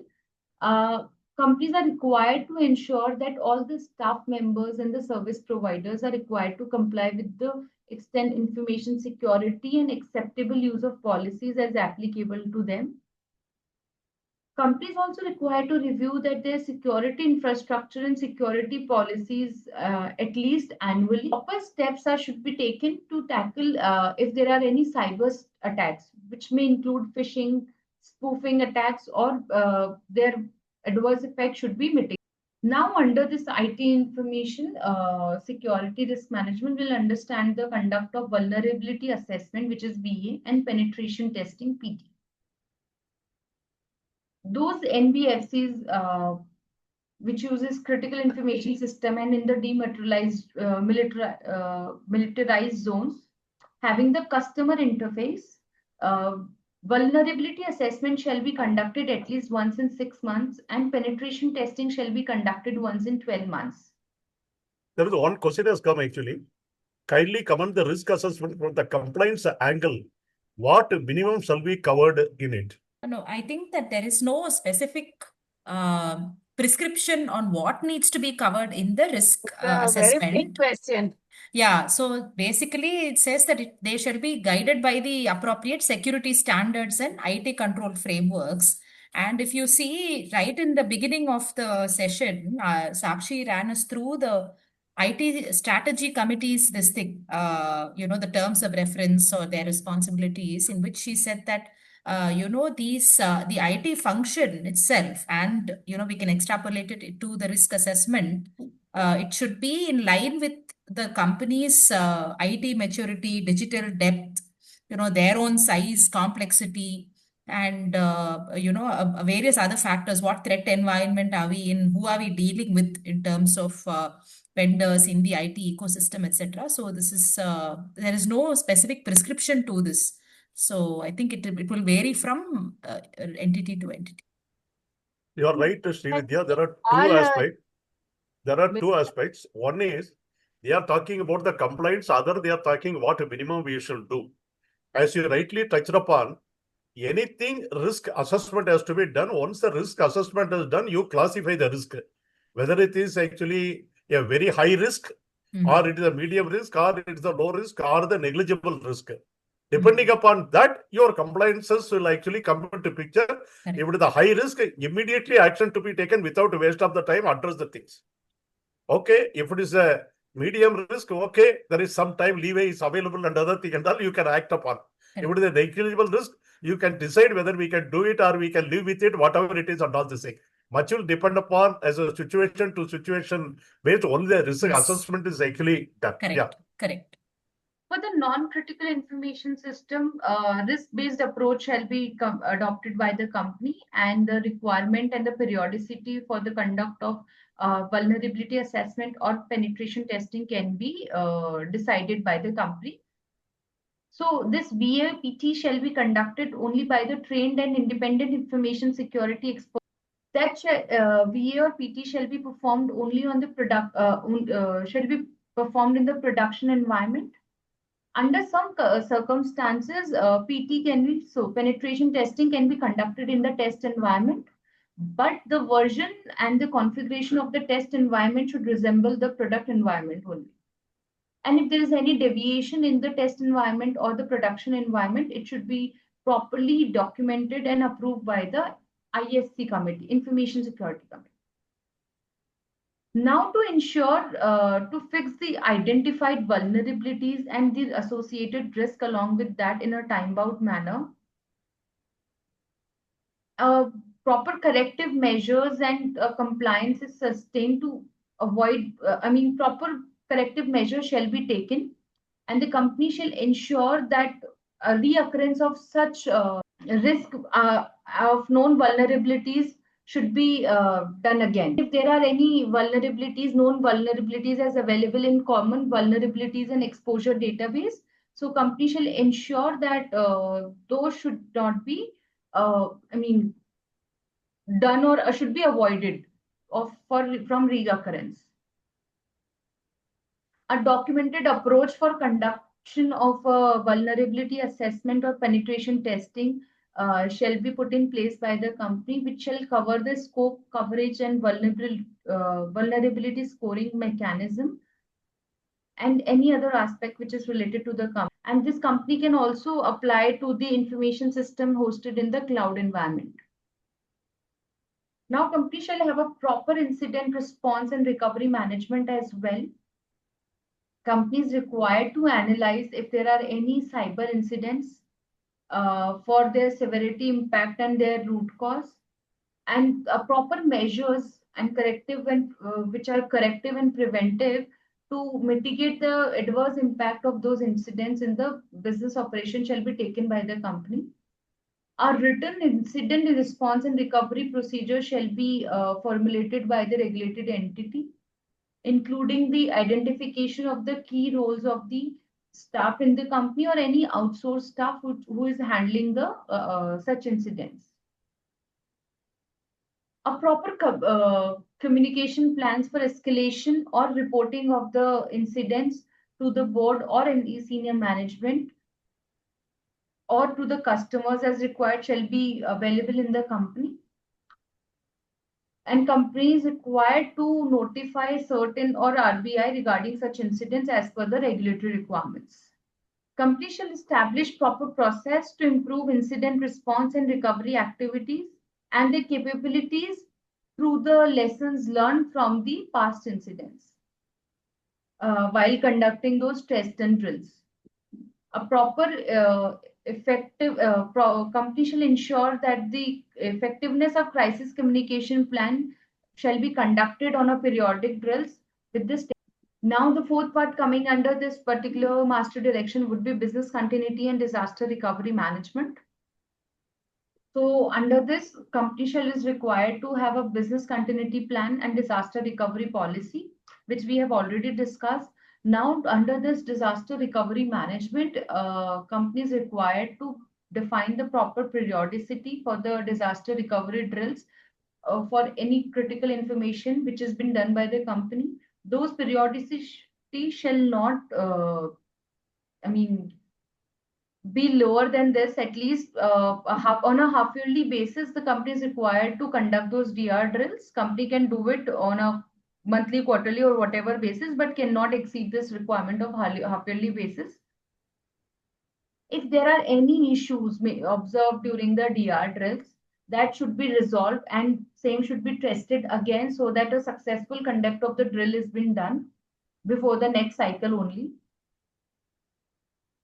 And in the DR testing, it should involve that the data would be switched over to the disaster recovery site or any alternate site from the primary site, so that sufficiently long for a longer period, so the business operations can be done through those sites. Company is required to trace the business continuity plan or disaster recovery drills under different scenario, whatever is possible of and any types of contingencies should be taken in place to ensure that it is always up to date and effective. Company is required to create proper backup data and periodically restoration of those backup data to check its usability. And a company shall have a proper and a robust DR architecture and procedures which shall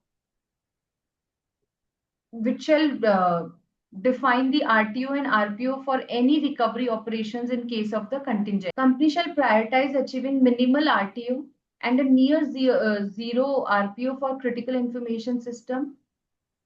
When in a scenario of a non-zero RPO, company shall have a documented methodology for reconciliation of the data.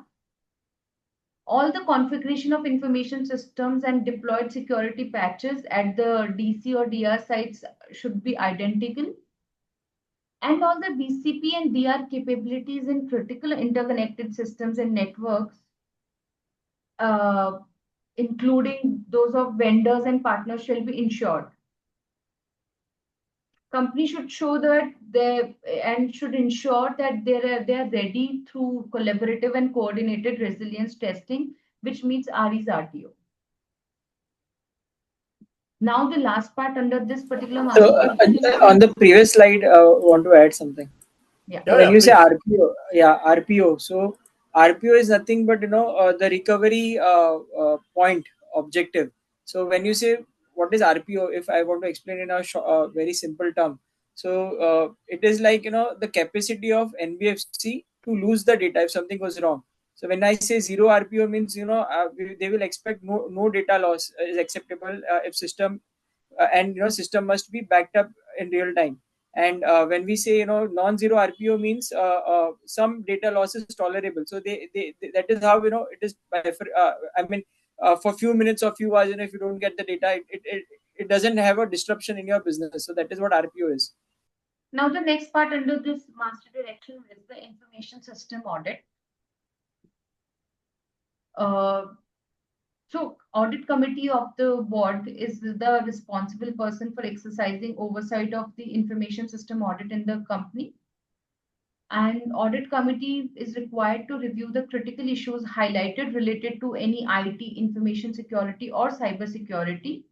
And they are required to also provide proper directions and guidance to the company's management as well. Company is required to have a separate IS audit function or the resources. They should have a proper professional skills and competence within the internal audit function to conduct this IS audit.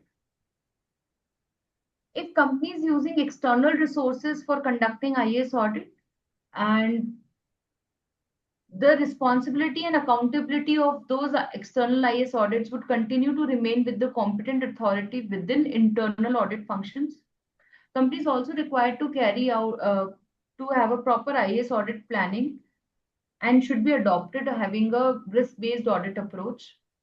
Company shall, whenever possible, have a continuous auditing approach for critical systems. Now, this is it under the IT Master Direction, which is applicable from the NBFC perspective, which is applicable on the middle, top, and upper layer NBFCs. Now, as we have discussed at the earlier stage in our presentation, that the earlier Master Direction of IT of RBI on Information Technology Framework for NBFC sector, which we refer as IT framework. So this is applicable on the NBFCs under the base layer. So all the NBFCs which are under the base layer by RBI shall comply with these IT frameworks with respect to IT. However, under this particular master direction as well, it has been bifurcated in two sections, Section A and Section B. Section A is referred for the NBFCs under base layer, but having asset size of more than 500 crore, but up to 1,000 crores. And Section B defines the requirements with respect to IT for the smaller NBFCs. So first we will discuss about the governance guidelines for the NBFCs under base layer, but having asset size. Actually, I think for IT audit, we can take question now or we'll take it? Panelists? Ma'am, we can take. We can take. Why not? There is a question. Yeah. IT audit is prescribed to be done annually. If done at the end of the year, there is a conflict by internal audit performing IT audit and statutory auditors also performing detailed IT review as part of the stat audit process. I think the annual IT audit does not specify the audit period. Can we have the internal audit to perform this work in the third quarter, say December, with the audit period, which is the previous 12 months? Would they? It says only annually. It doesn't say at the end of the year or beginning of the year, so that can be done. Only that IT audit is prescribed to be done annually.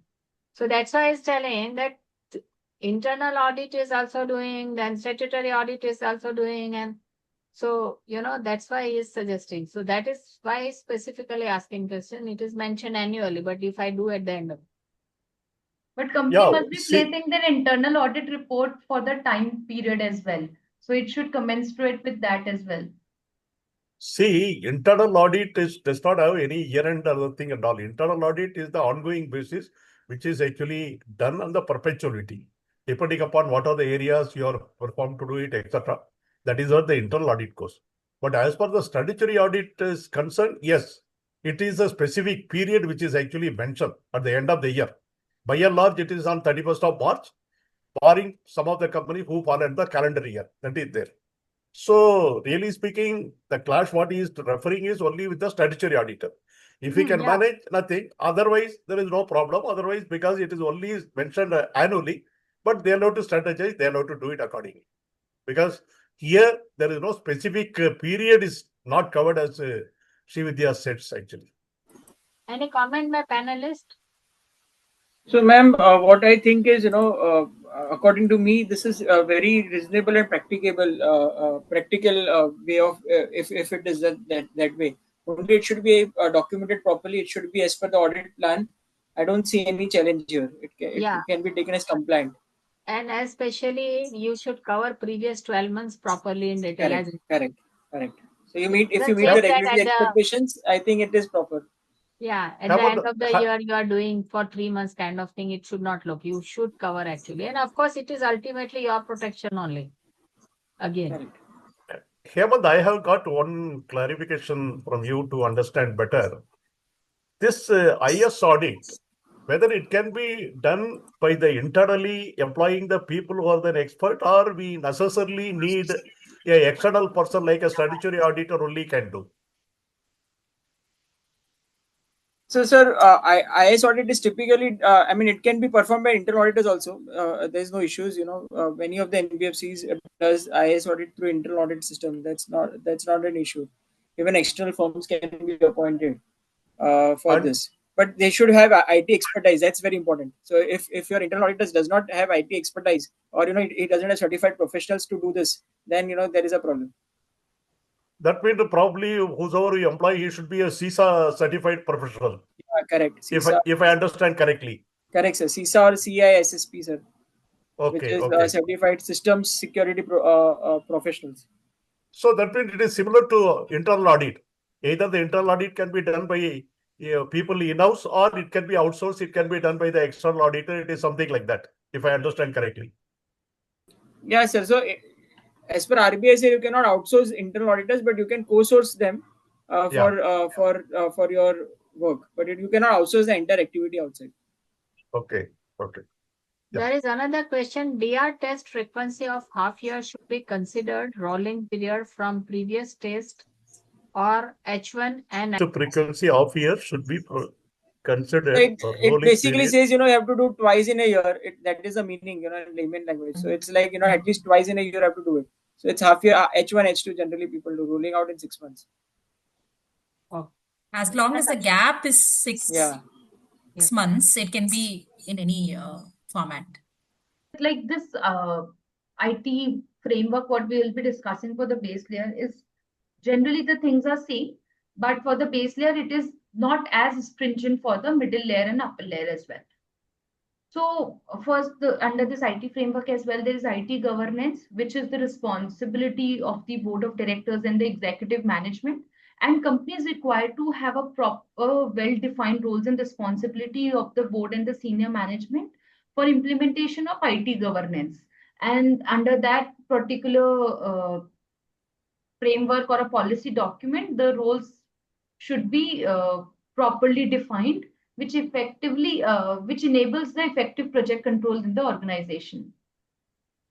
And under the IT governance, the stakeholders of the companies are involved as board of directors, IT strategy committee, CEO, business executives, chief information officers, CTOs, IT steering committee, and chief risk officer. The basic principle it should include of value delivery, IT risk management, IT resource management, and performance management from the governance framework.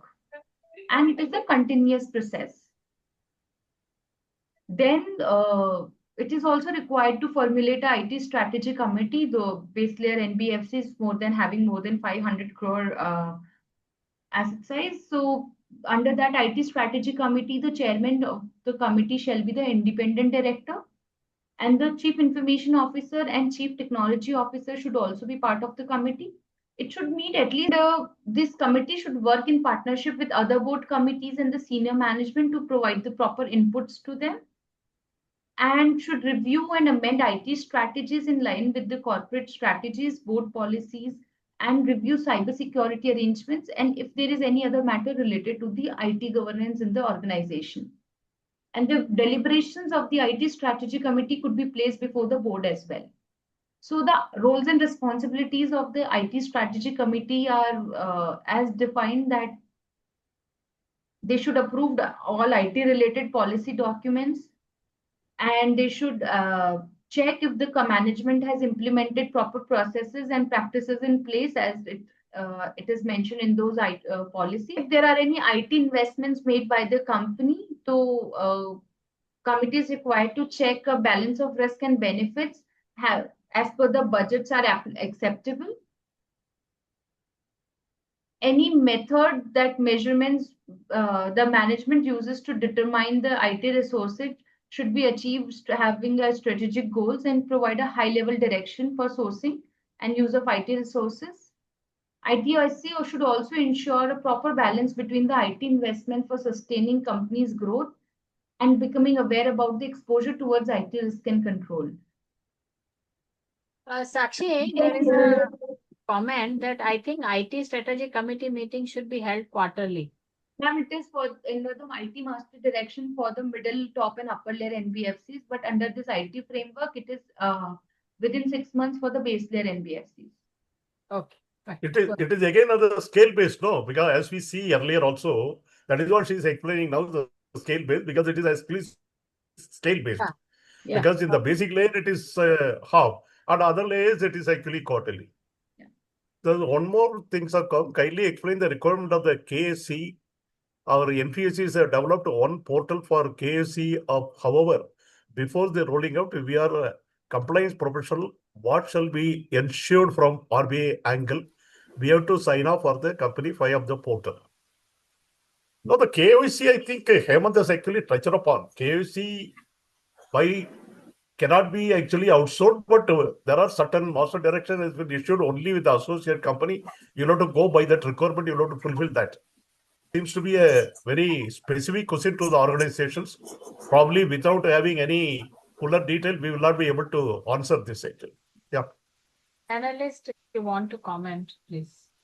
So on KYC, re-KYC as a compliance professional, if they're asking you to sign off, we don't have much role to play on the software part, but you will have to just ensure that a few things. If I was under this thing, and what comes to my mind, I'm just sharing. If there's a software which has been developed for say re-KYC, so what I will ensure, because compliance doesn't have a role to play. It's more on ops and more on IT systems, how it has been built up. So I will just ensure that how is the data collected, whether the data is collected properly, it is capturing correct data. What is the login system? Are we using a secured login system where it is multi-factor login, which RBI says that you should use OTP and there should be a password thing. How are you doing it? How are you protecting the data? It should not happen that data is not, because it's a personal data which you will be collecting in the KYC. So it should be encrypted properly. Then there should be audit trail which should be there. Then what I would be, I'm just thinking aloud. So what I would be thinking is, whether VAPT was done, how a system tested. Then whether we got user consent, for doing this. And suppose that it doesn't work, the system fails. The people are not able to upload their re-KYC using this way. So what is the fallback option? So I would ask all these questions, and I would, if I am satisfied, then only I will give a sign off. So as a compliance officer here, we don't have to play, and we should also check that what are the time gap, because RBI has prescribed specific timelines for re-KYC. High risk clients, it is every 2 years. Then medium risk is every 8 years, and low risk is every 10 years. So whether you are adhering to these policies, whether our policy is complying with all these things, I would touch upon all these things, and then I would have given a sign off. That too, with certain what we say, getting proper backups and all. Then only I would have given sign off. Otherwise, I would have. So I just thought from my side, and I have given. Shri Vidya ji can also add upon if something comes up like this to you. What would be your view? Because many times it happens, though it doesn't fall under our entire domain. You are asked to sign off. So we have to be very practical, while doing anything. Otherwise, what will happen is you may end up signing off a lot of things, and you create a problem for yourself. So I just thought, from my side, what I would have done. Correct. We have to stick to the book and see that each of the boxes are getting ticked in as far as the master directions are concerned with respect to re-KYC. And from a process point of view, I think it needs to go to the IT steering committee and then to the IT strategy committee itself in terms of the tool. So that is the secretarial part of it. Yeah. Rajesh also saying actually here, KYC data collection cannot be outsourced if it is carried out then by the employee of the NBFC. However, authentication of the KYC document, like authentication of the PAN or PAN, Aadhaar, setting, etc., generally done by using the third-party API. There are agencies of authorizing, they give the name, CURS, etc., who can help in the NBFC to carry out this authentication with the source database. My query was whether using these agencies fall under the IT outsourcing. Basically, he is talking about using the outside agency for authenticating the data and going ahead. It would fall under IT outsourcing. It will fall out under IT outsourcing. Yes, that is yes, number yes, one. yes, Now, yes. number two is there is a risk involved in this. Although you go by the third party, the responsibility still lies with you, not with the third party. That is there. Yes. Yeah. Agree. Yeah, he has actually given us thanks to Hemant for your views, what you expressed. Actually, he says it is very insightful. The NBFCs under base layer, so they are required to have a proper board-approved IT policy, which shall have proper objectives of the organization with respect to all IT structure and as per its size and scale and nature of business. So all of that should be properly documented in the IT policy. Company is also required to designate a senior executive as a chief information officer or in charge of IT operations who shall be responsible to ensure proper implementation of that IT policy at the operational level as well. And to ensure a proper technical competence at a senior or a middle level management of NBFC, a periodic assessment of the IT training requirement should be formulated, and proper sufficient, competent, and a capable human resources are available within the organization. Then, with respect to the information security, so basically, NBFCs are required to have a board-approved IS policy, which should have 4 basic tenets, which is confidentiality with respect to the sensitive data of the organization, integrity, which ensures the accuracy and reliability of the information of the company, and there should not be any modification with respect to the same, availability, that uninterrupted data is available to the users whenever it is required, and authenticity. For information security, it is very necessary to ensure that the data, transaction, or communication documents should be genuine or authentic.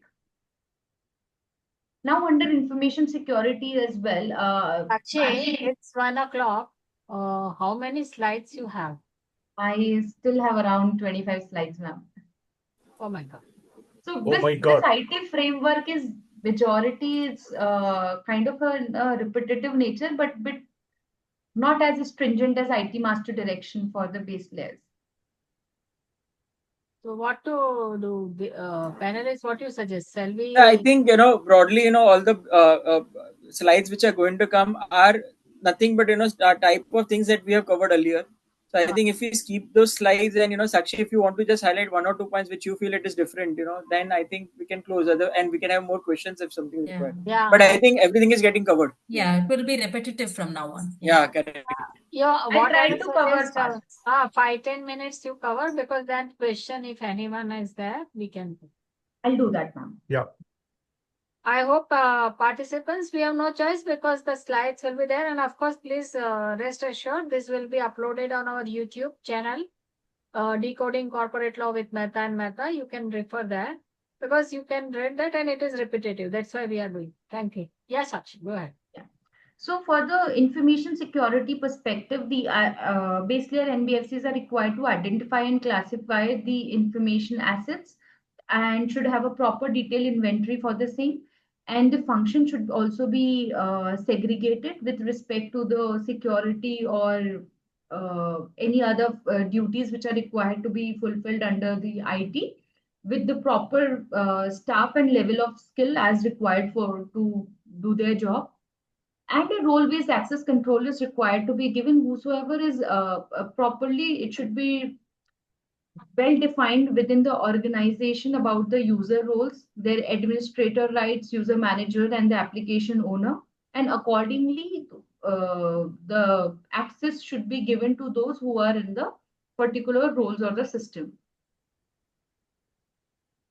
Then a personal security should also be done by the NBFC, as it is also a potential threat to the system and the data, and should have a proper process to appropriate check and balance in this regard. Any personnel with having a privileged access, like system administrator, cybersecurity personnel, should be subject to rigorous background check and screening. Physical security should also be maintained by the NBFCs. They should create a secured environment for physical security of information security assets, such as secure location of critical data, restricted access to sensitive areas like data centers or DRs. And there should be a proper maker-checker concept with respect to the authorization in the information system of content. Management should also have a proper IS policy which should define any incident and how it should be managed by the company, how the company would be responding to that for preventing, detecting, analyzing, and responding to the information security incidents. And proper audit trail should also be maintained by the company for the business requirements, which should be regulatory or legal requirement if it is required under other audits, and should also serve as a forensic evidence.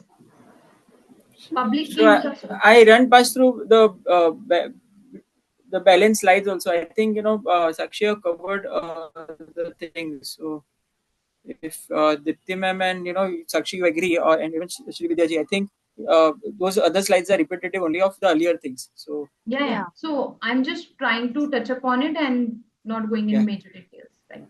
No, just you say that. Otherwise, I think you put the slide. Hemant, you run through the corrects if it is there. If you find that each slide, if it is, run through the slide. If any comment, any I'll do panel. that. Yeah. Because if 25 slide, you will again take 1 minute. That it will take another 25 minutes. Sure. So it Yeah, is not that's right. required. So likewise, the cybersecurity should also be in place. A policy should be I there. think you can skip this. We talked about the cybersecurity. So it should be approved by the board. Yeah. You don't Then speak now. Walner- You don't speak yeah. now. You just run through the slides. Wherever required, panelists will give their Correct. comment. Correct. So don't say. You just one going. They will tell you to stop, and if they want to give comment. For sure. Correct. Yeah, vulnerability also we spoke. Yeah, Here we next. spoke, yes. Next. Cybersecurity, yes, we spoke. Yes, sir. Yeah. Next. Then Crisis. can we cover this CCMP because we have not covered in detail earlier. So I'll take only 1 minute for this. Yeah. So as we've discussed earlier, with respect to the cybersecurity policy, we should have a cyber crisis management plan as well under the part of the policy. So NBFC under base layer is also required to formulate a CCMP, which is cyber crisis management plan. And it should be, it should cover majorly 4 aspects. If there is any detection of the cyber crisis, how the company is going to respond to it, how it would be recovered, and what would be the containment of the same. And companies required to take effective measures to prevent cyber attacks, to promptly detect any cyber intrusions as well. And also there should be proper preventive and corrective measures in addressing various type of cyber threats should be done by the NBFCs as well. Yeah, now you let the panelists, Sakshi, because otherwise we will not be able to go. Okay, ma'am. The panelist will tell if they have to give comment. You can Changing the skip. slide. Yeah. Yeah, you can skip this. Yeah, this also you can skip. Yeah, this everybody is aware. Yeah. Yeah. You can skip this. Yeah. This is a risk we talked enough. Covered, yeah. This is mobile finance something. Hemant, you would like to add something That was on mobile covered finance? in mobile services earlier. So it is similar to that only. Okay. Yeah, earlier we Yeah. have covered. Yeah. Yeah. Just bifurcated in the different risks, but this we have all discussed that it should be Yeah, properly Correct. That's right. Shall I cover this training? Yeah, training. So here only I would want to add, cyber security training and IT trainings are very important, considered very important.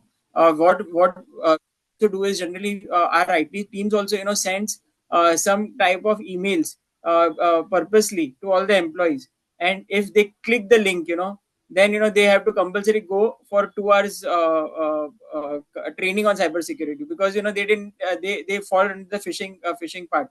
So to ensure that people are compulsorily, so it's a very important thing. So training is treated as important. So every NBFC should ensure that their employees are trained properly. Already discussed. Yeah, we can skip. Yeah, this also you can skip. Yeah, you can skip. Yeah, this is on MIS. This is fine. Yeah, we Can covered. go, Yeah, you can skip. Then IS audit policy we have already Policies covered. been Yeah. covered. BCP and DR is also Been covered. Yeah. And IT service outsourcing. Yeah, we talked enough. Yeah. Okay. So this is the last part and only one slide. With respect to the governance guidelines for the base layer NBFCs, which has asset size below 500 crores.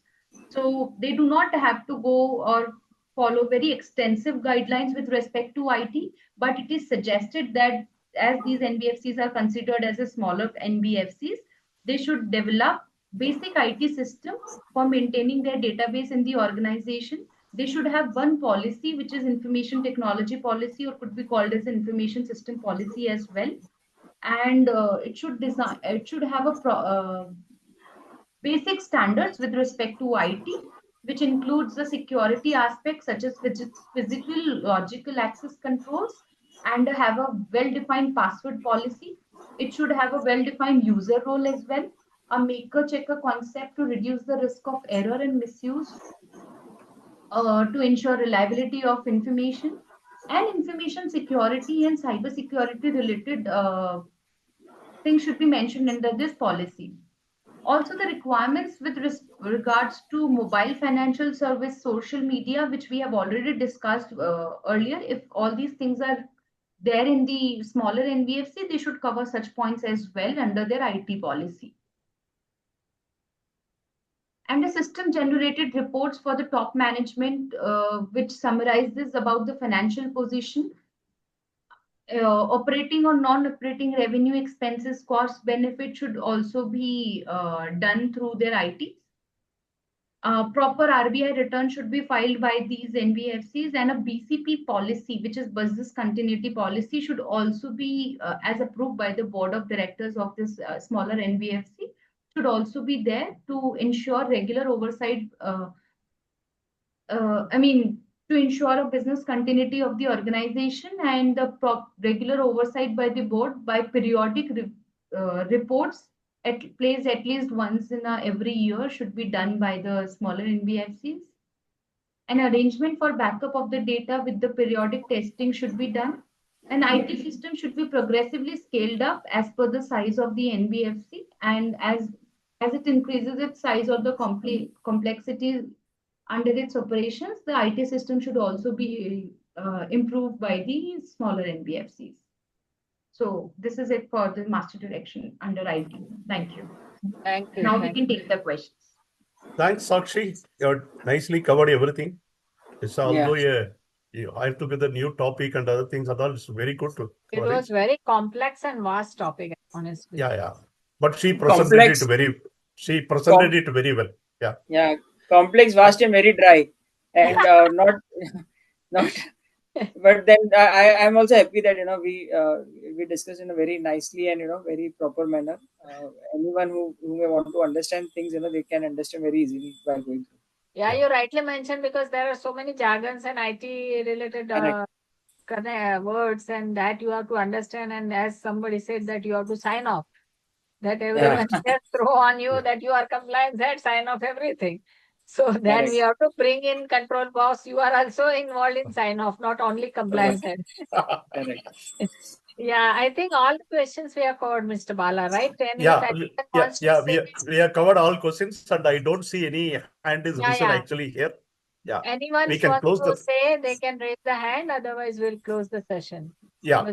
Ready, 1:30. So only one concluding remark, ma'am. I just happened to read a very nice article on cybersecurity cost, and it was very well explained. It started with with an example. It says that it said that think of think cybersecurity like a seat belt in car. It said that you don't wear it because you expect an accident every day, but you wear it because an accident without it can cost everything. And also, it also explained, on the door part. It says that you're putting a strong lock on your front door. You don't install it because you expect a thief every night. But if it once comes, that lock can take everything from you. So that's the reason, cyber security also. One time, you have to cost seems like there are so many things. You have to have an application or software or systems which has to be upgraded every time. There are so many types of ransomware, so many types of attacks which are happening. Your system should be so strong that nothing should happen to you. And for building that system, there's a cost involved. So NBFCs and all other organizations should think that this costs are very important, so that the breach may be more costlier than this, which includes a reputation risk as well. Yeah, that's right. I think no one has raised the hand. We can close the session. Yeah. Everyone is in Saturday mood lunch, and everyone lunch is delayed. So I will say thanks, Madam Srividya. Thanks a lot for your time and your inputs. All participants get really benefited by experience, knowledge. Thanks a lot for your time. Even I got the benefit. I learned a lot as well from this session. Yeah, thank you. In fact, I must also admit from the panelists, a lot of things I have learned actually on the digital, although we have been hearing it and other thing and all, it is really added knowledge to me. It's the same case with the other participants also, I would believe. The subject like this, when we are actually covering, we are almost about 125 now. That itself shows how well this thing has been taken care of. Thanks a lot. Thank you so Thank much you. to Thank both you, of you. Hemant, for all your you. practical inputs you. and you have shared you, ma'am. all your knowledge and experience out of the way. Thanks a lot for that. Yes, ma'am. thank you. Thank you. And Thank you. thank Thank you. Sakshi for Nitin. presentation, Bala, every participant. Yeah. Thanks a lot. Happy Dasera Yes. because next year. we are- Happy Yes, yes. Dasara, happy Saraswati New Year celebrations. We meet you next Yeah. week. Thank you. Thank Thank you. you. Actually, it was a very Bye. wonderful presentation that you have made. Very exhaustive, Sakshi. Thank you, Sakshi. Yeah. Yeah, she has done a wonderful job. He has presented so nicely and also brought out the things, putting all the master circular into one place. Great, Sakshi. Correct. My appreciation to Yeah. you. Thank you. Thank you. Thank Thank you. you. Bye.